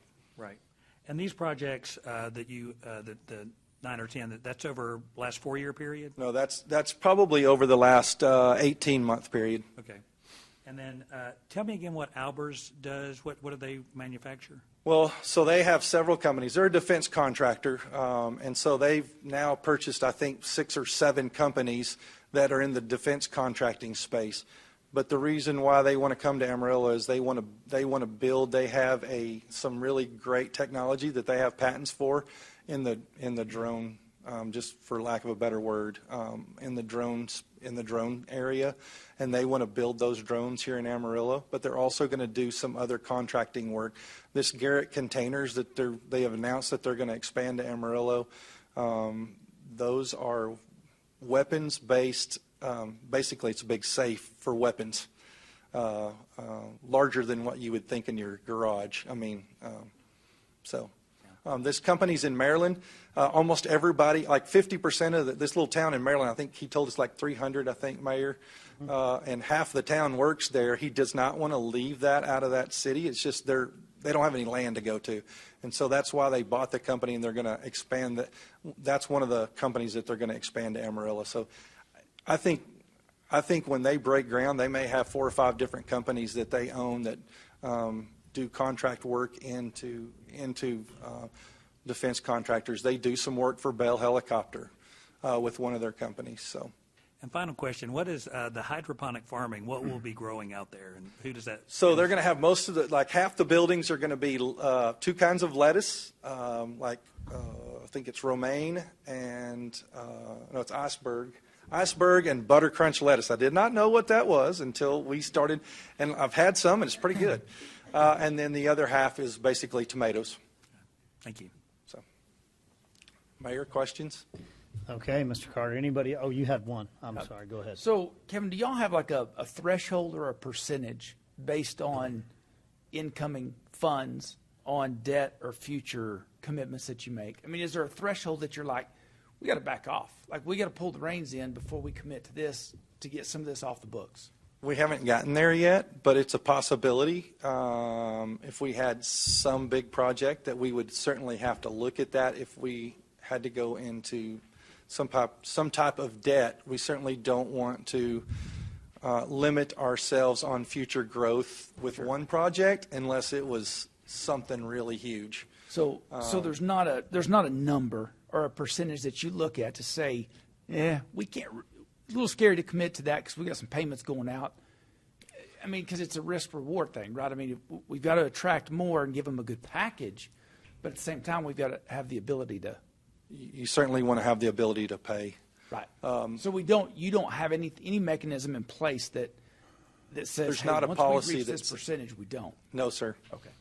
It's just always been that we've tried to be responsible with that, and the good thing about it is, I would say in the 32-year history now, or 33-year history, we've been fortunate enough to be able to, and still add to our fund balance. Right. Okay. Thank you. Anything further? I think it would be good with new council. You could give us the type of EDC that you guys are, what that qualifies for. You don't have to give it verbally. I'm just saying in kind of submitting to everyone the criteria that all of our taxing entities have kind of agreed to, so that if you are this type of business and you bring this many new jobs, you qualify for this much per EFT or per job. The land conveyance, a few other things. I think it would be good for the entire council to be able to receive that, make sure they're able to read through it, understand it. So moving forward, and I guess real quick, I can give you a 2-minute or 1-minute spill on the types. Go right ahead. There's two types of economic development. There's the Type A sales tax. It used to be called 4A, but now it's called Type A. About 250 of those in the state, and then there's and the primary function of that is they can only use those dollars for primary jobs. The definition of a primary job is 51% of the goods and services that company produces or services has to be exported out of the 5-county MSA that's here. Those 5 counties are Armstrong, Carson, Potter Randall, and Oldham counties. And then there's what's called a Type B corporation. The Type B is more community development. You see that in your smaller towns. Where they can use those funds for community development. There's a little bit of leeway there. You'll see some of those communities use those funds for retail type spaces. And there's about 600 of those in the state. The larger cities tend to stick with the Type A because most larger cities feel if you spend those money on primary jobs, that retail space will follow just because you have a higher tax base and you have a higher payroll base with the primary jobs than you do typically with a retail type job or hospitality or and not that those aren't important, it's just that's the way the laws are written. So that's a pretty good summary, and then we'll get some. I know I have the criteria. Here's your benchmark. Here's what it does, and then we have some good agreements with our other taxing entities so that it's a little bit more streamlined and clear cut as to what you can ask for and where you qualify. Now, we have an incentive guideline policy that half of it's the city and other taxing entities, and then half of that is our incentive guidelines that says, hey, if you're going to pay $45,000 per year, then you're entitled up to this. Doesn't necessarily mean you get it, but you're entitled up to that amount if you meet this criteria, and that has to do with capital expenditure, job creation. Hats off to Andrew Freeman and from them putting that together and then coordinating with AEDC before I got here. I think that happened in 2019, early 2019 when that was adopted by the council and has to be renewed every couple of years. So I think if you're hearing anything, we don't want you to mishear our questions. So you have a conservative council, but we're conservative risk takers. And so we want to grow and we appreciate what y'all do. I think from the business side of things, You guys are excellent salesmen. And so you're out there selling Amarillo and you're doing your job, and we appreciate that. We want to make sure that we're developing infrastructure and that we're developing, housing, workforce, everything that goes along with growing and prospering at a healthy rate. And so we appreciate what you're doing. When we say things like, pull the reins in or where's this guideline at, what we're saying is what we're saying from our ignorance of we don't know until we ask, but it's a conservative prosperity that we want. We want to help you guys. We want to make sure that you've got everything you need and that we're focused on what you're focusing on. So that being said, please know you're doing an excellent job with what you've been tasked with, and we want to make sure that we know how fast you're going and that we can keep up. So thank you, Mr. Carter. Appreciate the update. Well, I appreciate your leadership over the last couple of years, and then certainly look forward to working with the 4 new members. And I think we've got a great product to sell, and we want to continue to do that. And so we look forward to working with each and every one of you. Hey, thank you, sir. Thank you. Appreciate you. Okay, so we are now going to conclude our discussion items. I would ask if anybody has anything for a future agenda request from council. I would like somebody to just come up and talk about billing sometime. Can you be more specific in the way you're asking, like maybe what department or Well, I've been getting a lot of calls about water bills. And So utility how billing? hard it is to pay the bills and so on and so forth. Okay. I think if we just had an easy presentation, simple, easy to letting people know the easiest way to get in, the easiest way to pay, and the easiest way to go down the road. Okay. Mr. City Manager's giving me a thumbs up so he can pull that together. Shouldn't be any problem getting that on the And next I agenda. make a little point of order. I know you had requested that for this meeting a little late. We are going to look at August 1st to bring an update on that item. August 1st, okay. And the reason for that delay is the same people that are putting that together, the ones that are putting together all the budget stuff. So we're trying to work that in and not compromise everything else we're doing. So I hope we're not slow rolling that too much for you. It's not at all. It's just I've had a lot of people calling, and to be truthful, I got on the other day. My wife was having trouble paying our bill. Well, let me tell you, I had trouble paying that bill. Well, that's understandable, and we want to make it intuitive. We want to make it easy. I think and we just need to go forward with simple. Yep. Okay. Yes, sir. Okay. So we've got that one. Do I have any other future requests? Yes, sir. If we could do a public safety update, regarding police, fire, AECC, animal welfare, just an update on current openings and staffing levels, calls for service, and. So I would ask, that's a pretty broad update, Mr. City Manager. Would you rather take that in maybe 2 different meetings and do police, fire together and the other 2, or what would you recommend? We can give you a very concise presentation from all 3 chiefs or all of our leaders in public safety that shows what's our authorized strength, what's our current staffing. What else did you say? Animal welfare management. Well, yeah, but I mean, we can AECC. the staffing AECC. primarily. Is that what you're saying? Well, the 4, so AECC, AMW. Police, fire, and AECC. Yeah, right. We can get that done for you, and we can give you all that. Make the presentation, then y'all can ask questions. We'll pull up the right person to answer questions. As long as we can just go through a presentation and get that information to you, then we can answer any questions you have. That'd be really straightforward. I don't think it'd take a long time. Is that what you like? Yeah. Yes, sir. Okay, that's what Councilman Kraft would like. I'm good with it. If you got what you need, any other requested items before we move forward? Okay. On our consent agenda, we will now move into our consent items. Do I have anything that anyone has a question on or would like pulled off before we vote on consent? Seeing none? Okay. So at this time, I would entertain a motion for the consent agenda. I move to approve the consent agenda as presented. Second. Okay, I have a motion from Councilman Tips, a second from Councilman Sherlin for the consent agenda to be approved as written. Do I have any discussion on the consent agenda? Okay, seeing none, all in favor, please say aye. Aye. Any opposed? Consent agenda passes with a 5-0 vote. We are going to take a 10-minute recess for a break here. and then we'll reconvene and conclude with our non-consent.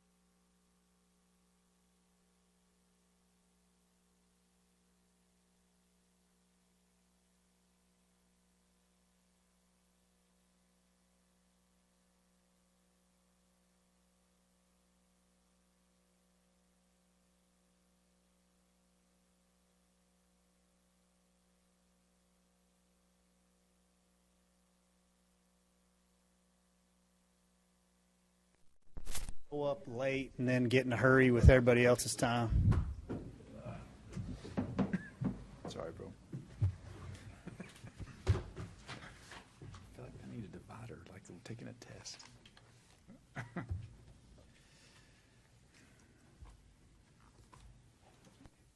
do you need? The meeting. Yeah. What time is it? I'm just kidding. 3:36. No, it ain't happening. 4:55. You're not getting out of exec. No. Okay. Hey, I don't want to disappoint you.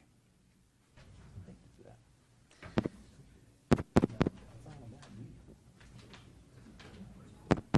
I think we're good to go, Mayor. Okay, thank you very much. At this time, we're going to call our meeting back to order. We are moving into our non-consent agenda. So we will now take up item 8A, a public hearing and consideration, and we have Brady Kendrick up here to announce this one. Good afternoon, Mayor and Council. This item is to consider the public hearing first reading to vacate a 0.032 acre portion of a public sanitary sewer easement in Lot 3, Block 2 air parking and number 5 in the vicinity of Interstate 40 and Rosso Stage Drive in Potter County, Texas. And the applicant is Tiffany Lehman for Tiger Lily Properties, LLC. And the applicant is requesting this vacation in order to demo the current Wendy's fast food restaurant that's on that lot and to rebuild it. They are shifting the building to better accommodate the drive-through for that site, and with them shifting that, they are going to be paying to relocate a city sewer main and also requesting abandonment of this easement. And they will be also granting the city a new sewer easement as well. All city departments have reviewed this request and did not find any issues with it. The construction plans for the new sewer main are pending approval of this vacation along with the new sanitary sewer easement. So those items are in place pending approval of this request. Regarding the fair market value, the cost of the relocation of the sewer main, in addition to the value of the new easement they're granting, exceed the fair market value of the area being requested for vacation, which that value is $2,756. They are looking at approximately over $10,000 worth of expenses to relocate that main, so they are not required to pay us a fair market value payment, with that being the case. And no public comments have been received on this item, and the Planning and Zoning Commission recommended approval of this item with a 6-0 vote. Any questions for Mr. Kendrick here? Okay, this is a public hearing, so at this time we'll open a public hearing. Anyone here today that would like to speak for or against this item? Okay, seeing none, we'll close the public hearing. Do I have any further discussion on this item from council? Okay, all in favor? Oh, I'm sorry. Forgive me. I will now entertain a motion from council. I will move to adopt ordinance number 8064 as presented on the agenda. I second. Okay, I have a motion from Councilman Sherlin and a second from Councilman Kraft. With no further discussion, all in favor, please say aye. Aye. Any opposed? That item passes with a 5-0 vote. Moving right along to item 8B, that is also Mr. Kendrick. Item 8B is a rezoning of a 22.43 acre tract of unplatted land in Randall County, Texas, in the vicinity of Town Square Boulevard and Battery Street, to rezone the property from Agricultural District and Planned Development District 373A to Residential District 3. And the applicant is Furman Land Surveyors, Inc. for Pega Development, LLC. And this rezoning is being requested for the next single-family phase of the Town Square subdivision. The future land use map category for the tract is suburban residential. Technically, Residential District 3 is a slightly denser product than called for by that category. However, given the change in development trends and patterns in this area since the map's adoption, the Planning and Zoning Commission felt the request was appropriate, and it also conforms with the neighborhood unit concept of development the commission found. And given the existing zoning and development patterns in the area, they felt the request was appropriate and would not result in any detrimental impacts to the area. Public notices were sent as required by state law. No comments have been received as of this meeting, and the Planning and Zoning Commission recommended approval with a 6-0 vote. Thank you, Mr. Kendrick. Do we have any questions for Brady before he steps off? Okay, at this time, we'll open a public hearing. Do I have anyone here today that would like to speak for or against this item? Seeing none, we will close the public hearing. I'd entertain a motion from council. Yes, sir. I move to adopt ordinance number 8065 as presented in the agenda. A second. Okay, I have a motion from Councilman Kraft, a second from Councilman Tips. Do I have any discussion on this item? Seeing none, all in favor, please say aye. Aye. Any opposed? That item passes with a 5-0 vote. Moving into item 8C, we have Mr. Kevin Carter up here. Yes, sir. Mayor, Council, this is the consideration of reinvestment zone 23. I want to give you a little bit of history on this item. This item was brought before the council about 8 weeks ago, and we set up reinvestment zone number 22. This is anytime that you do an additional acreage, we ended up needing to give plant agricultural systems 13.49 acres on an additional property, and I'll talk about why we did that. This was the original reinvestment zone, number 22. It was 400 acres. I talked about it earlier in my report that this property is located on Folsom Road, just to the east of the two TDCJ facilities. This was, you can see the dotted line, the layout of their property. They wanted to put 12 buildings. With the layout, there's a playa lake that I will show you in this next picture. This is the FEMA floodplain map. And, typically we don't have to deal with that floodplain map, but obviously it started raining in May and didn't quit raining for a while. And so we, along with Plant Agricultural Systems, looked at that layout and we moved them a little bit, their property a little bit further to basically a little bit further south and over to the east a little bit more. With what we're going to ask you, they're going to be able to build out that facility to the full $500 million. If we didn't redo this, they probably would be lacking about $50 million in capital investment that they wouldn't be able to do. Also with this, we gained additional drainage easement, which is necessary for all of Centerport drains into that playa. And so we are going to ask y'all to consider to do reinvestment zone 23. We tried to do this from a legal standpoint without having to come back to y'all. Sorry, I'm going to trade this out. Probably ruined your flow. No, it's okay. Oh, it's better, you can tell. We sought legal advice to do this with just an amendment. It's not because it was done through the public hearing process, and it was an ordinance. It has to be redone from the very beginning, and so that's why we're bringing this to you. But this is the new outline of the 413.49 acres. This is the new the design of where the buildings will be on the property. And so this is just the first reading of this ordinance, and that would create reinvestment zone number 23.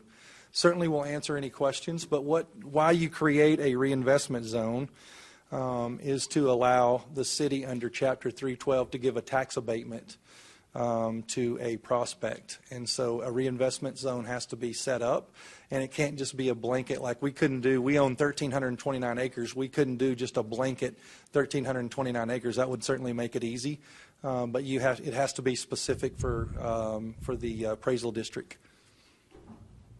Okay, thank you, Certainly sir. would answer any questions if you have any. Oh, I think just maybe a summary on my side, and then we take questions from council. But in this way, you conveyed the land and you set a boundary after they fully, I guess, completed their plans and their designs. There were two issues here. One, they couldn't get everything that they needed within that parcel, and that would ultimately hurt us, the taxing entity, in having less value one day that would be paying property taxes. And then the other thing was the drainage, which we've all become a little bit more intimately aware of how important drainage is. And so, to my knowledge, and you can clarify this, but there was a drainage easement that was given, and a study was done, and I believe engineering has been completed, and now we have everything filed and taken care of. Yes, sir. So we have a drainage easement on their property, and then they have a drainage easement on our property, which is now the playa. So they don't own any part of the playa. So this would help all parties involved, both us That's and the correct. adjacent. It's a win-win for us, and Okay. you know, as it relates to what we will and why we thought it was important to get the full capacity of this project on there, is that we're going to ask you in 2 weeks to reconsider the tax abatement that's already been given, and that tax abatement was 100% the first year, and then decreasing 10% every year on down. Because this company is a newer company, typically we'd have asked you for 100% for 10 years, but we thought on this company being a newer company, it would be great to start realizing tax revenue in the second year. So certainly important to get that extra additional $50 million worth of capital expenditure on the tax rolls from the beginning. Right. Yep. Thank you for the clarification on that. Does council have anything for Mr. Carter? Yeah, Kevin, in moving this conveyance, did we recapture some of that, or do we just expand there? We'll just expand, and actually you'll start collecting, I mean, just a little bit of taxes on that 13.49 acres, because land is not abatable, and so that land will go into the project. So it's just, we're going to ask y'all to convey land. We'll ask you for the tax abatement in the next council meeting. Okay, thank you. Any other questions from the council? Okay. Thank you, Mayor. Mr. Carter, thank you. This is another public hearing, so at this time I'll open a public hearing on item 8C. Do I have anyone here today that would like to speak for or against this item? Seeing no one, we'll close the public hearing, and I'd entertain a motion. I'd move to adopt ordinance 8066 as presented in the agenda. I second. Okay, I have a motion from Councilman Simpson, a second from Councilman Sherlin. Do I have any discussion on this item? All in favor, please say aye. Aye. Aye. Any opposed? That item passes with a 5-0 vote. Moving into item 8D, do we have Mr. Riddlesberger coming forward? Afternoon, Jason. Good afternoon, Mayor and Council. It's very great to be here with you guys. So I am going to be presenting the 2023-2024 Annual Action Plan for our Community Development Block Grant and our Home Partnership Program. So let me kind of run through this PowerPoint with you and explain some of what we're doing here. So let me start back here on this first one.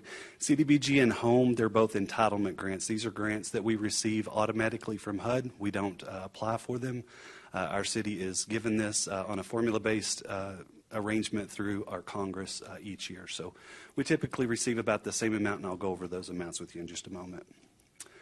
So in March of 2023, we received our notice of our 2023 allocation, which in here we show Community Development Block Grant, or CDBG. We received $1,628,247. Our Home Investment Partnership Program, or we call it just HOME, we received $865,228. So we put out our NOFA to our own community in order to elicit applications for our public services. So that was one of the first things that we did. We received applications and we evaluated those applications for any kind of risk before we would actually pass those on to our Community Development Advisory Committee. So we did pass that on, and we had a May 16 public meeting with our CDAC where they scored all of the public service applications that we had passed through our risk assessment, and they made their own funding recommendations based on those scores. Then we had a 30-day public comment period that ended on June 20th of 2023, and we did not receive any comments. So let's talk about the projects in CDBG. These are the funding of that $1.6 million. It's broken out. We have a 20% cap that we can request out of that grant each year, so we have that in our admin for $325,649. That's the cap. Public services, those are our, I'll talk to you a little bit more about exactly what those are in just a moment, but a lot of our nonprofits are able to do projects through that public services, but they get a 15% cap of $244,237. We have our own demo and clearance program that we do in the target areas with CDBG funding, so we actually use this $200,000 to, again, improve our community through some of the demo and clearance projects that we have. We also have a great emergency repair and rehab support programs. These are for lower income individuals that have some emergency situations in their homes that they can't afford. We're able to come in there and provide these services, and we've allocated $486,000 towards that project. We also have two really cool projects that I'm excited that at some point we're going to share some really neat things we're doing with Parks and Rec and also planning. You can see we split that funding that we had left over there for both of those projects at $186,180.50. Parks and Rec, we're going to talk about some a playground project that we're going to be doing very soon that's going to be an all-inclusive playground. And then we're doing a really great project with our planning department to get some sidewalks in some neighborhoods that are definitely needing some really good sidewalks for those communities. Let's talk about those public services I talked about. The CDAC reviewed all of these applications from the Guyon Saunders Resource Center. They were allotted $55,000. That was their recommendation. Maverick Boys and Girls Club was $21,809.50. Salvation Army at $21,809.50. And then Martha's Home for $23,500. And then the Coming Home program was recommended at $122,118 to bring that total to that $244,237 amount. So that was CDAC's recommendation in order to fund those public services and how to allocate those. And then our Home Investment Partnership Program, we have, our 10% cap that we can pull off of that for us to be able to administer this program, $86,522.80. We also, so we put the vast majority of this funding towards our tenant-based rental assistance. When we had the COVID issues going on, we found that being able to do a lot of rental assistance was hugely impactful to our community. We're actually leveraging this funding with our TBRA, with our Coming Home program to take folks straight off of the streets, get them into housing. We've got a 2-year plan that we can work with the TBRA, and then we can actually move them to a full-time voucher with our housing dollars. So that's a really great project, and it's been very, very successful in getting people out of homelessness. But it's also not just for the homeless. We also have people that are fleeing domestic violence, various different things, some elderly, disabled, things of those nature. They also are eligible for that TBRA dollars. It's been very, very helpful to our community. And then you see here the Habitat for Humanity. It's our CHODO, Community Housing Development Organization. That's the only one we have in our community.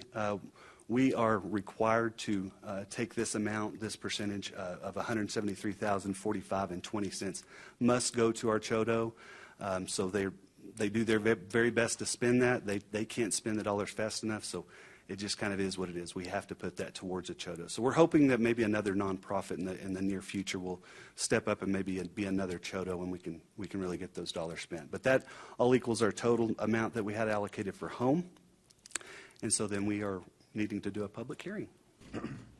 Questions for Mr. Riddlesberger? I saw there was a request, it looked like from the Amarillo Senior Citizen Center for $50,000, but it was withdrawn. What was that for, or what happened there? So Amarillo Senior Citizens Group, they, just like many others, have put in an application, and in their case, they came to us and said that they don't want the funding, and they withdrew their application. Now, why they did that, I don't know. It was just a real quick decision on their part. So, okay. Yeah. Great. Thank you. Yes, sir. Any further questions from council? Okay. Thank you, sir. We will open a public hearing on item 8D. Do I have anyone here today that would like to speak for or against this item? Seeing no one, we will close the public hearing and would ask for a motion from council. Yes, Mayor. I move to adopt resolution number 07-11-23-1 as presented in the agenda. I second. Okay, we have a Motion from Councilman Kraft, a second from Councilman Tips. Do I have any further discussion on this item? All in favor, please say aye. Aye. Any opposed? That item also passes with a 5-0 vote. Item 8E is a consideration of a resolution, and I believe we would hand this one over to Mrs. Stephanie Coggins. Yes, Mayor, and I'll just give you a brief intro and then let y'all discuss this. This is the selection of the annual Mayor Pro Tempore. This can also be a lesser amount of time. Y'all can decide if you want it annual or some other time, but this would be appointing somebody to serve as Mayor Pro Tem whenever Mayor Stanley is unavailable. You would go to events potentially, serve at council meetings in his absence, and take on a few extra responsibilities serving in that role. And I would ask City Manager if he has anything to add to that. There's not a lot of opportunities to run meetings, but you'd run meetings in the absence of the mayor, public speaking opportunities. So there are things that will stretch everyone's comfort zones. But it's a very good, not demanding position that it really broadens your horizon as far as council service. Okay, thank you for kind of getting it out there. I think I'm probably fine to lead the way on this one. I understand that an annual is probably makes the most sense, but then that means two people, at least within your 2-year term, are going to get this opportunity. The other two wouldn't, and so I would ask council to nominate either themselves or someone else, knowing that we would just select one for now, and then we'll go through a year. We would select the other one, let's say this time next year. So we wouldn't be selecting for this year and next. Otherwise, what I would entertain is just a 6-month window, which really leaves about 4 in this first quarter. But then we would just go ahead and know we were going to rotate so that everyone would have an opportunity to be the mayor pro tem. And we wouldn't necessarily go through the who wants to do it. And I'm not saying that any of you guys would even offer yourselves up. You might not want to be the mayor pro tem. I know I never was, and it was okay. So there's no hard feelings. So, and it's never too early for jokes in a public meeting on camera. So let's have a quick discussion and keep this meeting going. Anybody like either of those two options? I think the 6-month, or the 6-month, I think is a great idea. Everybody gets the opportunity to serve as Mayor Pro Tem. One may be busier than the other, but I think that's a great idea. Okay. 6 months. Okay. The two that will never be split on a vote to my right. Just kidding. Okay, so we can see the benefit in a 6-month, and it may be busy, it may not be quite so busy. I know that my personal preference is for our community to reach out to the entire council. It's great to be the mayor, and you do kind of have that title, and so sometimes people say, hey, would the mayor come and do this or that? But we all have the same equality and vote, and I would love to see our community grabbing all 5 of us for different interviews, podcasts, different ceremonial things, being speaking engagements, keynote, whatever. So this helps formalize that. We do need this, but then I would like to see everybody take a really active role in doing as much around the community as we can. So on this side of the dais, what's your thoughts? Yeah. He said, yeah. How about you? I think 6 months is great. Yeah. Okay. All right. Anybody have any ping pong balls we can draw? Exactly. I bet we do, actually, in the back. I remember those. So, well, it's been a long time since I voted no, so I feel the urge to vote no against. No, I'm kidding. I like that, and I think I'm good with it if council's good with it. And so what we would need to do is we would need to just select who wants to go first. And then do we want to go ahead and just put everybody in line so you know when it's coming, or would you like to keep this as a future agenda item? We'd select our next one in the second quarter. I'd be fine with just putting it in line from 1 through 4. That makes it pretty easy. Yeah. Yep. Does anybody have any preference? Okay. So really what we would then say, Ms. City Secretary, is we would go place 1 through 4, starting now, Mayor Pro Tem, all the way through this term? I need to defer to our city attorney on that. I don't know if we would need a new resolution or if we could set that with this one.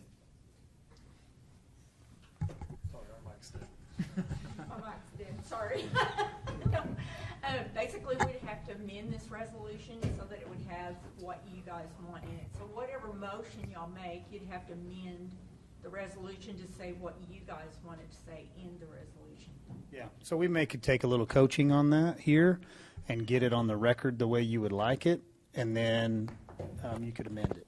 And I believe because we are not specific in the resolution, that we could take the resolution along with your motion, and we'll be very specific in our minutes to capture the 1, 2, 3, 4 over the each 6-month period. Okay, so we would need a specific motion from one of the council stating that we will have a mayor pro tem that will serve 6 months over the next 2 years, starting with place 1 all the way through place 4 consecutively. Am I correct? Okay. Do I have a motion? Yeah. So I move to adopt resolution number 071123-2, amended as that we would have a mayor pro tem selected based on the number of the place, starting 1 through 4, serving a 6-month term. Perfect. Do I have a second? I'll second. Okay, I have a very well-stated motion from Councilman Tips. I have a second from Councilman Simpson. Do I have any further discussion on this item? All in favor, please say aye. Aye. Any opposed? That motion passes with a 5-0 vote. We're getting there. Item 8F is a consideration for an approval, and is that Mr. Sneederjohn, I believe.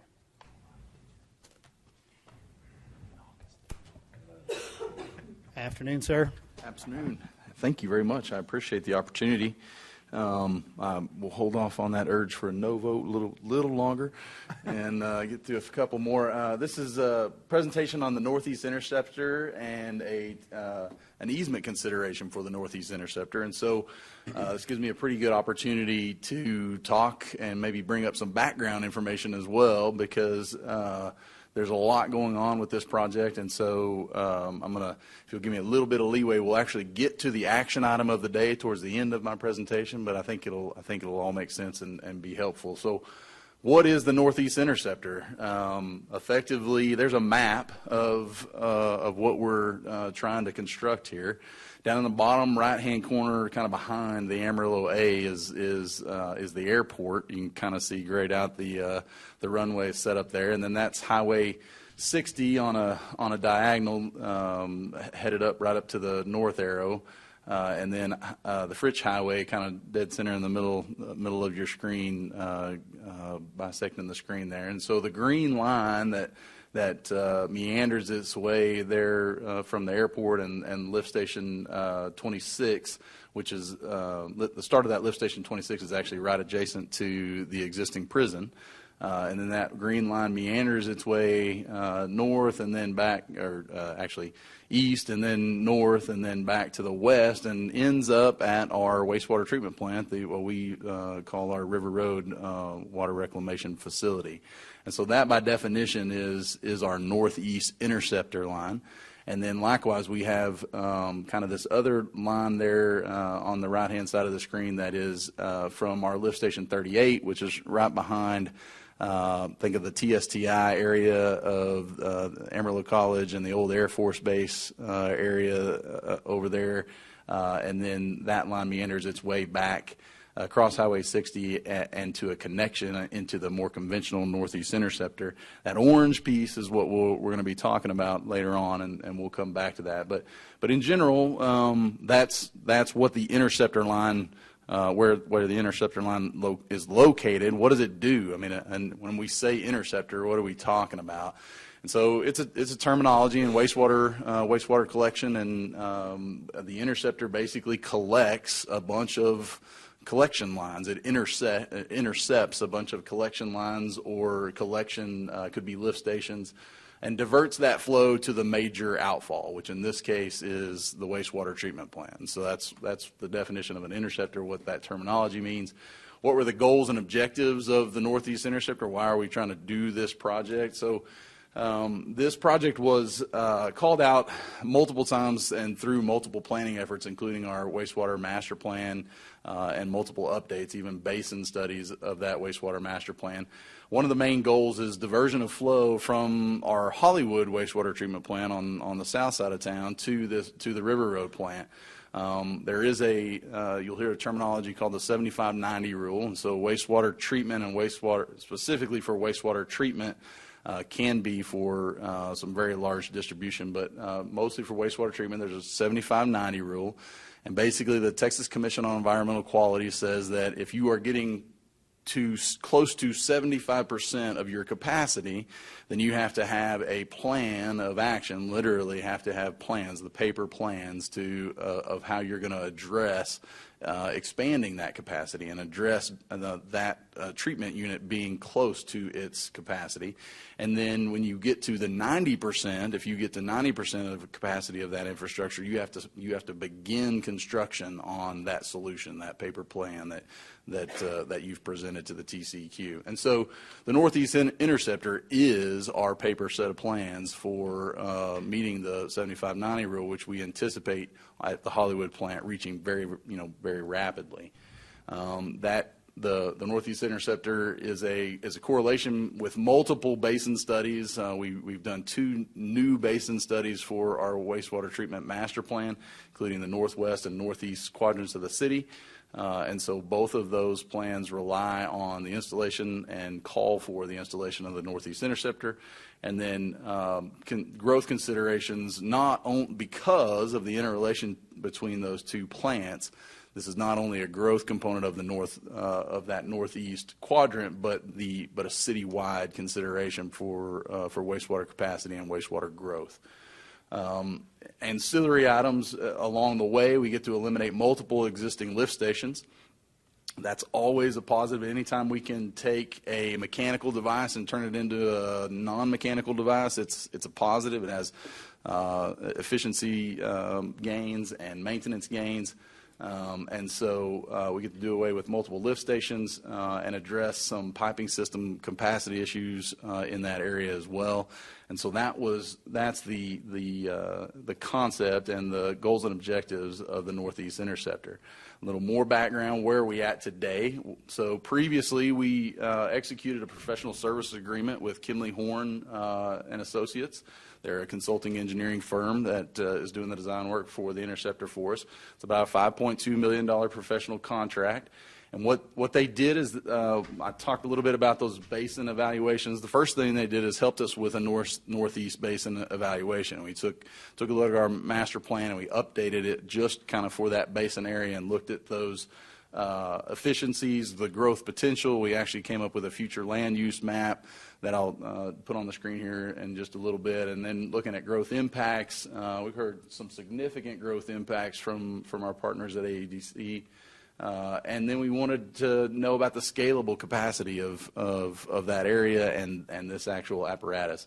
They did a routing and alignment evaluation, so that is probably more than you might think. We literally do an architectural, or an archaeological impact evaluation. They physically go look for arrowheads. They physically go look for any kind of evidence of archaeological things and an environmental assessment along the proposed routes.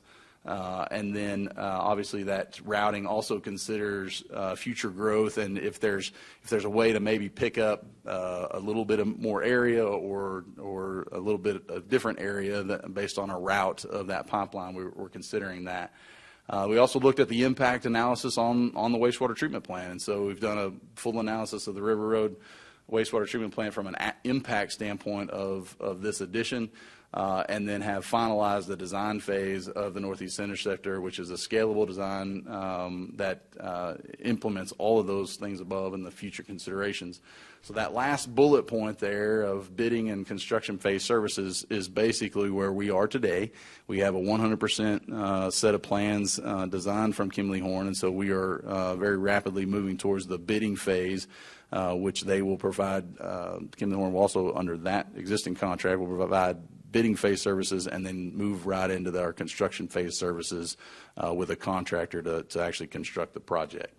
The other thing we've done along the way is property acquisition. So we've dealt with and negotiated with 14 different property owners along that green path that I had on the screen. Those easements, approximately $1.4 million worth of negotiated easements and temporary construction easements and damage negotiations with those property owners. So I put all those bullet points on there to highlight that that's not just, when we're out considering and gaining those utility easements, that's, yes, we are looking at it as a property and a real estate transaction per se, and we'll be considering an easement, but there's more to that than just that singular property negotiation. So we're going to acquire basically a permanent easement that gives us the right to have a pipeline there for in perpetuity. We're going to get access to that line in perpetuity and the ability to maintain it and do the work that we need to do. But likewise, temporarily, we're going to disturb that owner. I mean, we're going to be on their property. We're doing work. We're digging a really big hole. We're putting a 50-inch pipeline in the ground. That's not simple construction, and so there are damages associated with that. That might be a crop. It might be a lease agreement. There were significant negotiations based on opportunities and future commodity opportunities, solar, wind energy, oil and gas considerations for these other property owners, and so that's more than just a straight property acquisition. But we've done that with over 14 different property owners, more than 14 properties, but 14 owners, and effectively have secured the property for everything up to today's action item, which is that little green or that little orange piece of the project there. And that's what we're considering today. It is our action item. We're considering approval of a sanitary sewer easement and surface damages restoration agreement with CVMR Texas. The funding for that easement is part of the project. We've always intended to acquire all the property for the project to be successful, and so those dollars are a part of our existing project budget. And ultimately, staff is recommending the execution of that agreement with CVMR in the amount of $55,000. Questions? Thank you, sir. Go right ahead. Just because I don't know, did those property owners have any issues or anything after talking with them? I mean, was there any concerns with y'all doing this on their property? Yes, there are. Absolutely. I mean, but all of that is negotiated into other agreements, just like this one. And so we have some damage assessments and the damage negotiations. We have some down to very specific criteria of livestock fencing, and hey, we agree to do X, Y, and Z during the course of construction, and then after the course of construction, we'll come back and do A, B, C. And so, absolutely, those are concerns across the board. But we've worked very diligently. Chris Ray, a member of my staff, is with me as well. He deserves a great deal of credit for yeoman's effort, really, to get this amount of property on the timeline that we gave him to do it, and has been very successful in those negotiations. Anything else, Mr. Kraft? No, sir. Question? What was the land use? The majority, was it agricultural? Was it what was it? So there's a land use map that we had prepared with that quadrant evaluation as we look down through there. You're quizzing now I can't read it off the, I told myself I could do it all off the screen, but it's too far from here, so I'd have to look up my colors real quick. Do you want some help? You can Yes, please. Kyle, you can generalize. Is it mainly agriculture? Is that what it was? Yes, in general, that area is mainly agricultural. The area right around the airport and a lot of the description from the Centerport and Centerport East is considered in those areas. And so those were evaluated as future commercial industrial park type areas. But then as we expanded out from there, we had our existing commercials. We've got, Pantex is in the upper right-hand corner. We got a Sarco. We got Tyson Foods out in those areas. And so those kind of areas were considered as well. But then after you kind of get outside of that, it's generally agriculture. Okay. And it was the personal property, not so much the businesses that had some issues. Maybe. Yes, I might say that a little differently because those agricultural are businesses. I mean, that's a trust that's running a ranch, or that's those kinds. And so they were both. They had commercial interests associated with their existing use, and then there were, I mean, to underestimate, but there's a significant pressure for wind energy, for solar energy, for those future commodity markets, and there's some opportunities for those property owners out there that we would impact, and so those were good negotiations. Okay, yeah. Thank you. Any other questions from the council? Where what will the impact be on the Hollywood Road facility once it is diverted? Sure. Where will we be on lifespan, or how much capacity will we be at that point? Sure. So that's a very difficult question to answer, especially in our current condition. Yeah, that'd be just fine. Floyd Hartman, Assistant City Manager. So great question. That Hollywood plant just operates under normal conditions right now, right at or above the 75% rule, which is the plan. Taking that lift station east of the airport off will reduce that load to at about 1 million. The prison will reduce that load about 1 million. So you have about 2 million in general terms that's coming off from the Hollywood plant, go into the River Road plant. But it has a much greater impact on the operation of the system than just the Hollywood Road plant. That whole system is overloaded. That pipeline through there exceeds the capacity recommended by the TCQ rules currently. So that pipeline down the loop and crossing I-40, that opens up capacity for growth on that pipeline. But it also opens 2 million capacity or some for the southwest side of town for that pipeline that does. So the specific, it'll be about 2 million off of that right now. We would anticipate that some of that to come back very quickly, so we're going to continue with the plan. And then with the Hollywood Road problems and challenges that exist right now, there's going to be plant upgrades anyway. So does that answer your question? Yes, thank you. And I guess my next, so this is an agreement with CVMR. Yes. So they currently have the rights to that, and we're purchasing Yes. that from them. They have possession of that land, yes. Okay.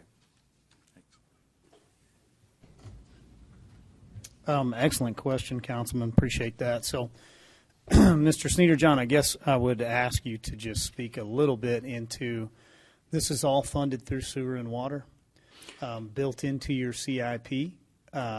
Is this in the right timing in which you have it built into the CIP? Do you have the funding identified, everything ready to go? Yep. So funding is absolutely identified in the CIP and was always part of the plan.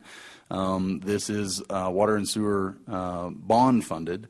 So maybe the only little bit different there is that this is overall a bond funded project, and so but those funds are in place, and the funds to secure this property are in place in the project funds. Okay. Any further questions from council? What's the range of time frame? Sure. So we're set for completion of the interceptor in summer of 2025.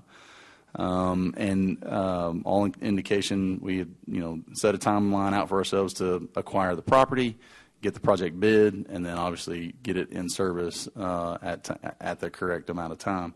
And so we're meeting that schedule. And that's our anticipation. Summer 2025. Anything else from council for Mr. Sneeder John? Okay, thank you, sir. Thank you.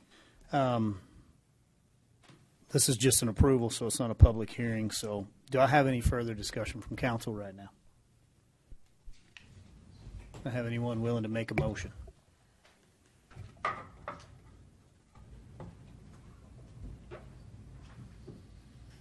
I will definitely wait. I think we're just at the point of we don't know what type of motion to make. Well, we got a cheat sheet. You can approve as presented. Okay. Okay. Make a motion to approve as presented. I'll second. Okay, so I have a motion to approve as presented from Councilman Tips, a second from Councilman Simpson. Do I have any further discussion on this item? All in favor, please say aye. Aye. Aye. Any opposed? That item passes with a 5-0 vote. We are off to our last item on non-consent before we break for an executive meeting. Item 8G, and this has a discussion and consideration for some board appointments. So, Ms. City Secretary, if you can lead us through that, and then would ask council to be thinking about this presentation and maybe where you fit and what you would like to nominate yourself for or someone else. Absolutely. Thank you, Mayor. Can y'all hear me okay? What I'd like to do, if it works, is I'm going to go through a little summary on each of these so you have an idea on what each board is that we're talking about today. 4 of the 6 boards we have council members on them, and so vacancies were created on May 16th. The other 2 require citizen recommendations. They can also be a council member, and so when we get to Parks and Rec, consider that if we want a council member serving on that board, we've done that in the past so that a council member can come back and report to council during a council meeting and give updates on that board. So that's an option. So very briefly, the Beautification and Public Arts Board promotes and encourages private and public programs to enhance all aspects of the city's appearance, presentation, and beautification. It also raises awareness and appreciation of the public arts with notable art in public places. This is a 10-member board. Members serve 3 years, and there is 1 council member position on this board. Michael Kashuba, Director of Parks and Recs, is here, and also Cindy Perez, I believe, is the liaison to that board as the Beautification and Public Arts Coordinator. Our next board is the Convention and Visitors Bureau Board. Cashin Smith, Executive Director, is here today. The CVB is tasked with soliciting, acquiring, and staging conventions, the promotion of tourism and the hotel industries, and the attraction and entertainment of visitors to and for the city of Amarillo, Texas, and the surrounding area, thereby promoting the economic development and social welfare of Amarillo. This is an 11-member board with 3-year terms, and we do have one council member position on this board. The Council Audit Committee serves as an advisory committee to the City Council regarding financial information, financial reports, and communications with the city's independent auditors.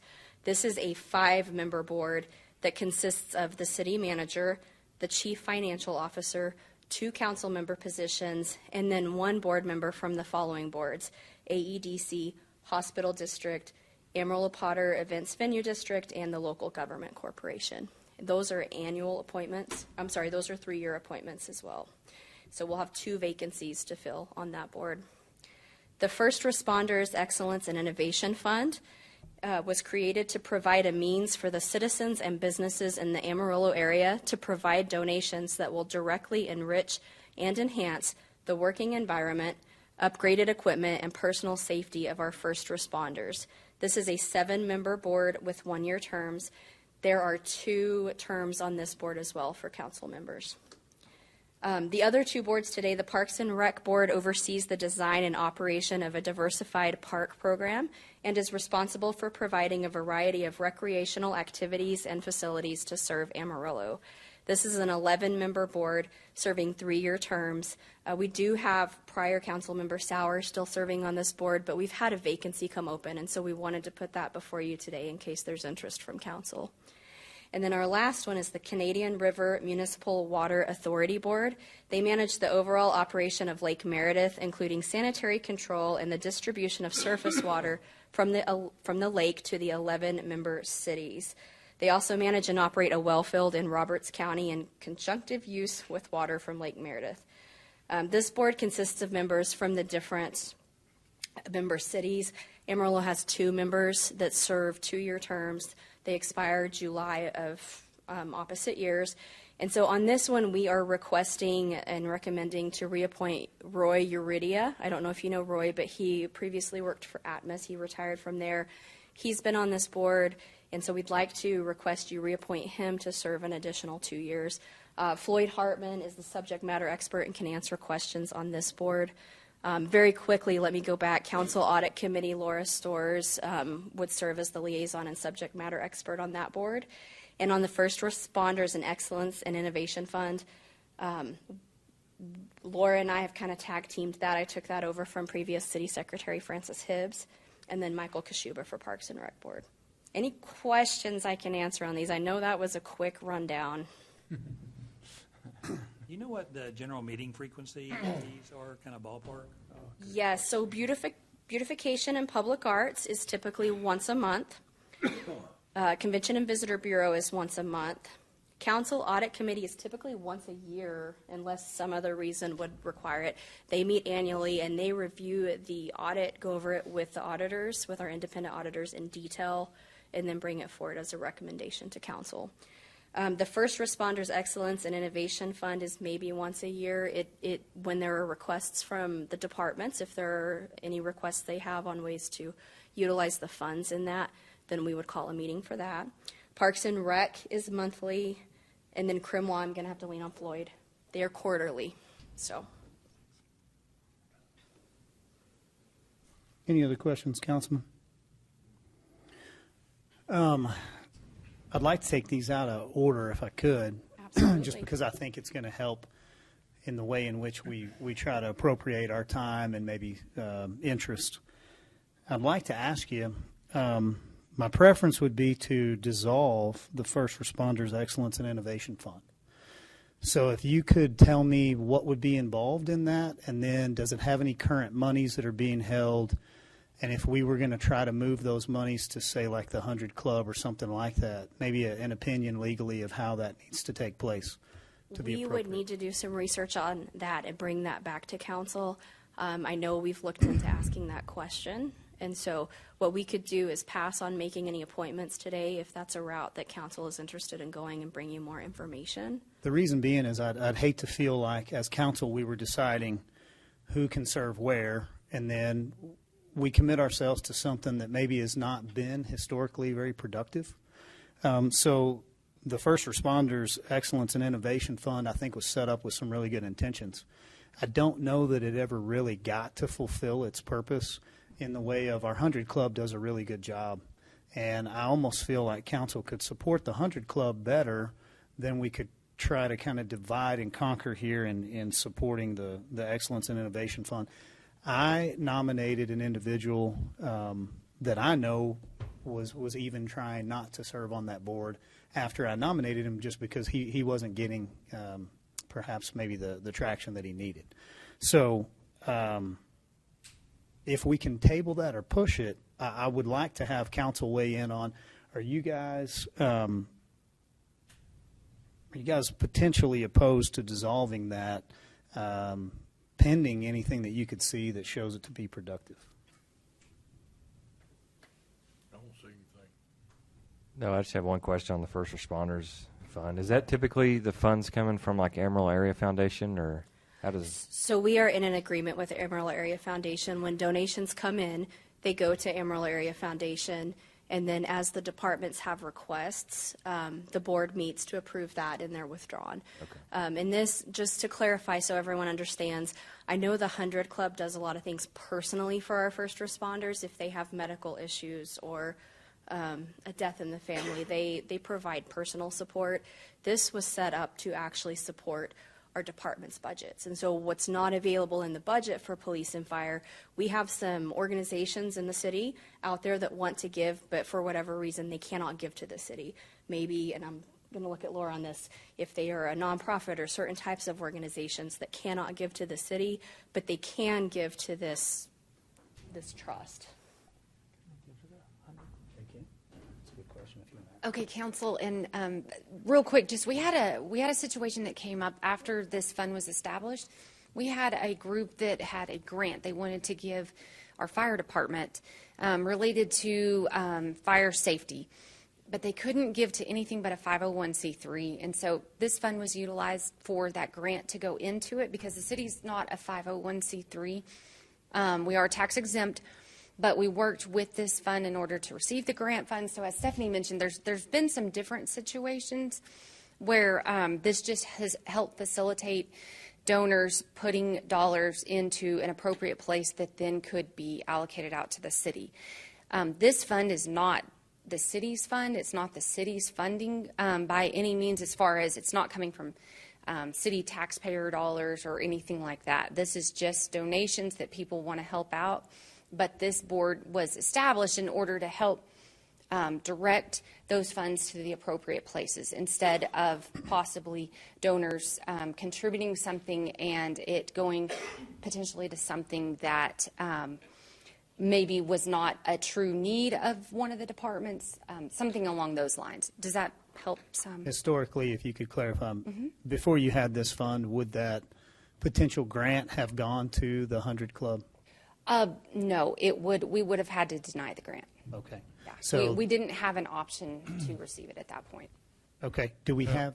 I'm sorry. Go right ahead, sir. I know the 100 Club paid for a SWAT vehicle for SWAT, and last year they paid for fire hose cleaner. They paid for quite a few different things, and yes. Their 501c. I don't know why we couldn't dissolve this one and run stuff that way.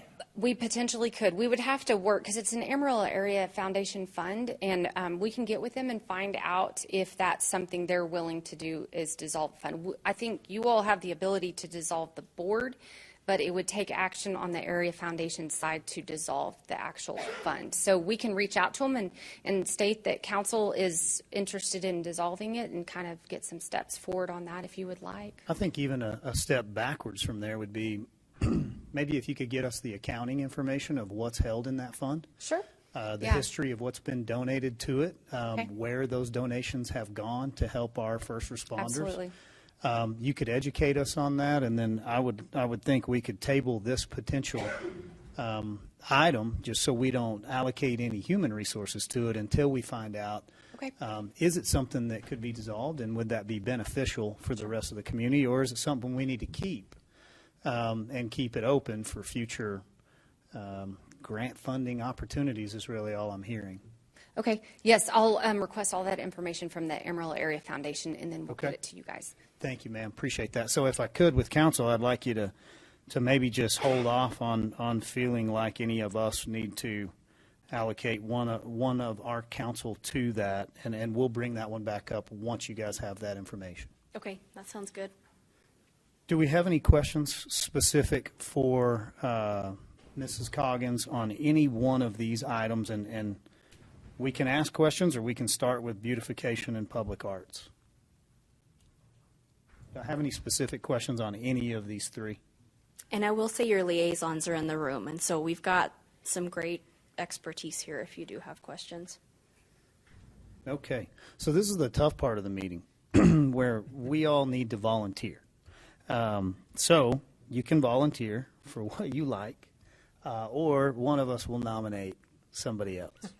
Either way, we're walking out of here with some assignments. So it would be good to pick your homework. Do I have anyone that would like to go first? I would take Convention and Visitor Bureau. Okay, CVB. Do we have anyone else that would like to potentially serve on that, or is that an easy one for the rest of us to let go and support Councilman Sherlin in? I'll support Tom. Okay, so can I get a motion? Do you want to do them all at once, or you want to do one at a time? Why don't we do them by board? Okay, I would like a motion to move forward with that if I have a councilman willing to offer. I move to appoint Tom Sherlin to the Convention and Visitors Bureau for Is it 3 year? These would be filling vacancies, so I should To give you fill that the vacancy. information. And on this one, in speaking with Cash, and we're going to adjust her term a little bit to try to stagger her board better. And so we would request to appoint him to a vacancy ending December 31st, 2024. Okay. If you want to complete Yep. that motion as stated. All right, and yeah, that was a tricky one. You have to start over. Is that legal? You can. All right. I move to appoint Councilman Sherlin to the Convention and Visitors Bureau to fill a vacancy ending December 31st, 2024. I have a motion. Do I have a second? Second. Okay, so I have a motion from Councilman Kraft, a second from Councilman Tips. Any discussion? All in favor, please say aye. Aye. Any opposed? So congratulations, you've been nominated 5-0. One down, 2 to go. Let's go to... Can you mean to just throw it out? Yeah, won't you Do just that? go? I'll take one of the council audit committee positions. Okay. I also would like to serve on that as well. However, I am very committed and overly weighed down. So if I had somebody that wanted to take that, I can consider it, but I think it's time well spent for me if you guys are good with it. Okay, can I get I'll make a motion that we nominate Mayor Stanley and Councilman Tips to the Council Audit Committee. Thank you, sir. Do I have a second? Second. Okay, so I have a motion from Councilman Sherlin, a second from Councilman Simpson. Any further discussion? And just to confirm for the record, your motion is good, but these would expire December 31st, 2025. Okay, thank you for the clarification on that. So those are 2 years. Any further discussion? All in favor, please say aye. Aye. Aye. Any opposed? Congratulations to us. We are nominated. All right, somebody's really wanting to jump on that last one. Yeah, I'll take beautification, public arts. Do I have a motion? Well, give us the Term details. ending December 31st, 2023. Oh, this is a very short term. Maybe I should have given the See terms how up it front. is. Yeah. To be a rookie, he did pretty good on that one. Okay, can I get a motion? I'll make on a that motion to appoint Councilman Kraft to the Beautification and Public Arts Advisory Board, expiring on December 31st, 2023. I'll second. I have a motion from Councilman Tips, a second from Councilman Sherlin. Any discussion? All in favor? Aye. Any opposed? Okay, let's move down the sheet here to our Canadian River Municipal Water Authority. Can you pronounce Roy's last name? Is it Urudia. Urudia? Urudia. Okay, he's obviously qualified. Has staff reached out to him? Is he willing to serve another Mr. Hartman answer that? term? Yes, Mayor. I spoke to Roy earlier in the year, and I called him yesterday just to confirm and follow up that he's willing to serve. Bill Halliburg is the other member, been serving for decades. Roy's in his third term, and we would like to see that staggered coming up at some point. Dr. Halliburg will retire, so we would like to keep Roy to keep continuity in that board, and then find someone to replace Dr. Halliburg upon his retirement. He's been a board member for over 30 years for both Pampa and Amarillo, Dr. Halliburg. So this is continuity, and this is water supply for 500,000 people. Before you step down, do we have any questions for Mr. Hartman on what we're looking at here and the reason behind needing to reappoint this one? Okay, thank you, sir. Mrs. Coggins, do you have anything else you need to tell us on this one? No, the only thing is we're doing this mid-year because the terms are based on CRMWA or Canadian Canadian River Municipal Water Authority, they expire July 31st, and so we just want to get Mr. Uridia reappointed before he expires. This is a simple motion. You would just motion to appoint Mr. Uridia for another 2-year term. Thank you, ma'am. If we don't have any discussion, we just need a motion on this one. I'd make a motion that we appoint Roy Uridia to serve another term on Crimois. I'll second. Okay, I have a motion from place 4, a second from place 3. Any further discussion? All in favor? Aye. Any opposed? Okay, that's 5-0. Parks Advisory Board is the last one. That does not have to be a council member. It does not, but if you want a presence on that board to be able to communicate back to council, then that's an option. And I would invite Michael Kashuba up if you have any questions for him. I would like to ask Mr. Kashuba if he has anybody that has reached out to him that would like to serve on this, and is this an expiring term, and what's the time on it? We have not had anyone reach out. This is a vacancy that was filled by a board member that took new employment and just couldn't meet the time commitment. So it would be filling his vacancy for the rest of that term. So you don't have anybody, do you have a recommendation, anyone that you would like, that you've worked with or is interested in this? I would say it has been beneficial to have a council member on that board. However, that's at the discretion of the mayor and council. Well, I would think that Councilman Kraft, being interested in the 6-month term that he just is fulfilling, might also be an asset and very advantageous to our Parks Advisory Board. That's right. But I'm not making a motion, so I would ask if anyone else can agree with that. I'll do it. Okay. So he'll do it. If someone could make a formal motion. On this Yeah. one. This is a vacancy that ends June 24th, 2020. I think I have it wrong. Give me 1 second. I've got it pulled up over here. I'm sorry, council. I put 2023, but that can't be right because we're already past that date.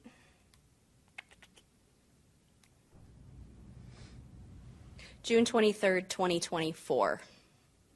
Perfect. So it's 1 year. Yeah. Well, I think we have a willing participant if anyone would like to make a motion. I'll make a motion that we nominate Josh Kraft to the Parks Advisory Board that expires in June of 2024. I'll second. I have a motion from Councilman Sherlin, a second from Councilman Tips. Any discussion on Mr. Kraft volunteering? All in favor, please say aye. Aye. Any opposed? Okay, that takes us through this. Ms. City Secretary, anything further on your end? No, sir. That's Okay. it. We have conducted all the business that we have on the agenda here today with the exception of executive session. So I would ask our city attorney if you would read our language into executive session. Pursuant to the Texas Open Meetings Act, a closed session of the Amarillo City Council was announced on the above date, which is July 11th, 2023 at 6:01 p.m. Under the following authority. Section 551.072, discuss the purchase, exchange, lease, sale, or value of real property, and public discussion of such would not be in the best interest of the city's bargaining position. Section 551.087, discuss commercial or financial information received from an existing business or business prospect with which the city is negotiating for the location or the retention of a facility, or for incentives the city is willing to extend, or financial information submitted by the same. Thank you, Ms. City Attorney. At this time, we're excused to exec. I'd like to thank everyone for being and participating in our meeting today. You guys have a great afternoon.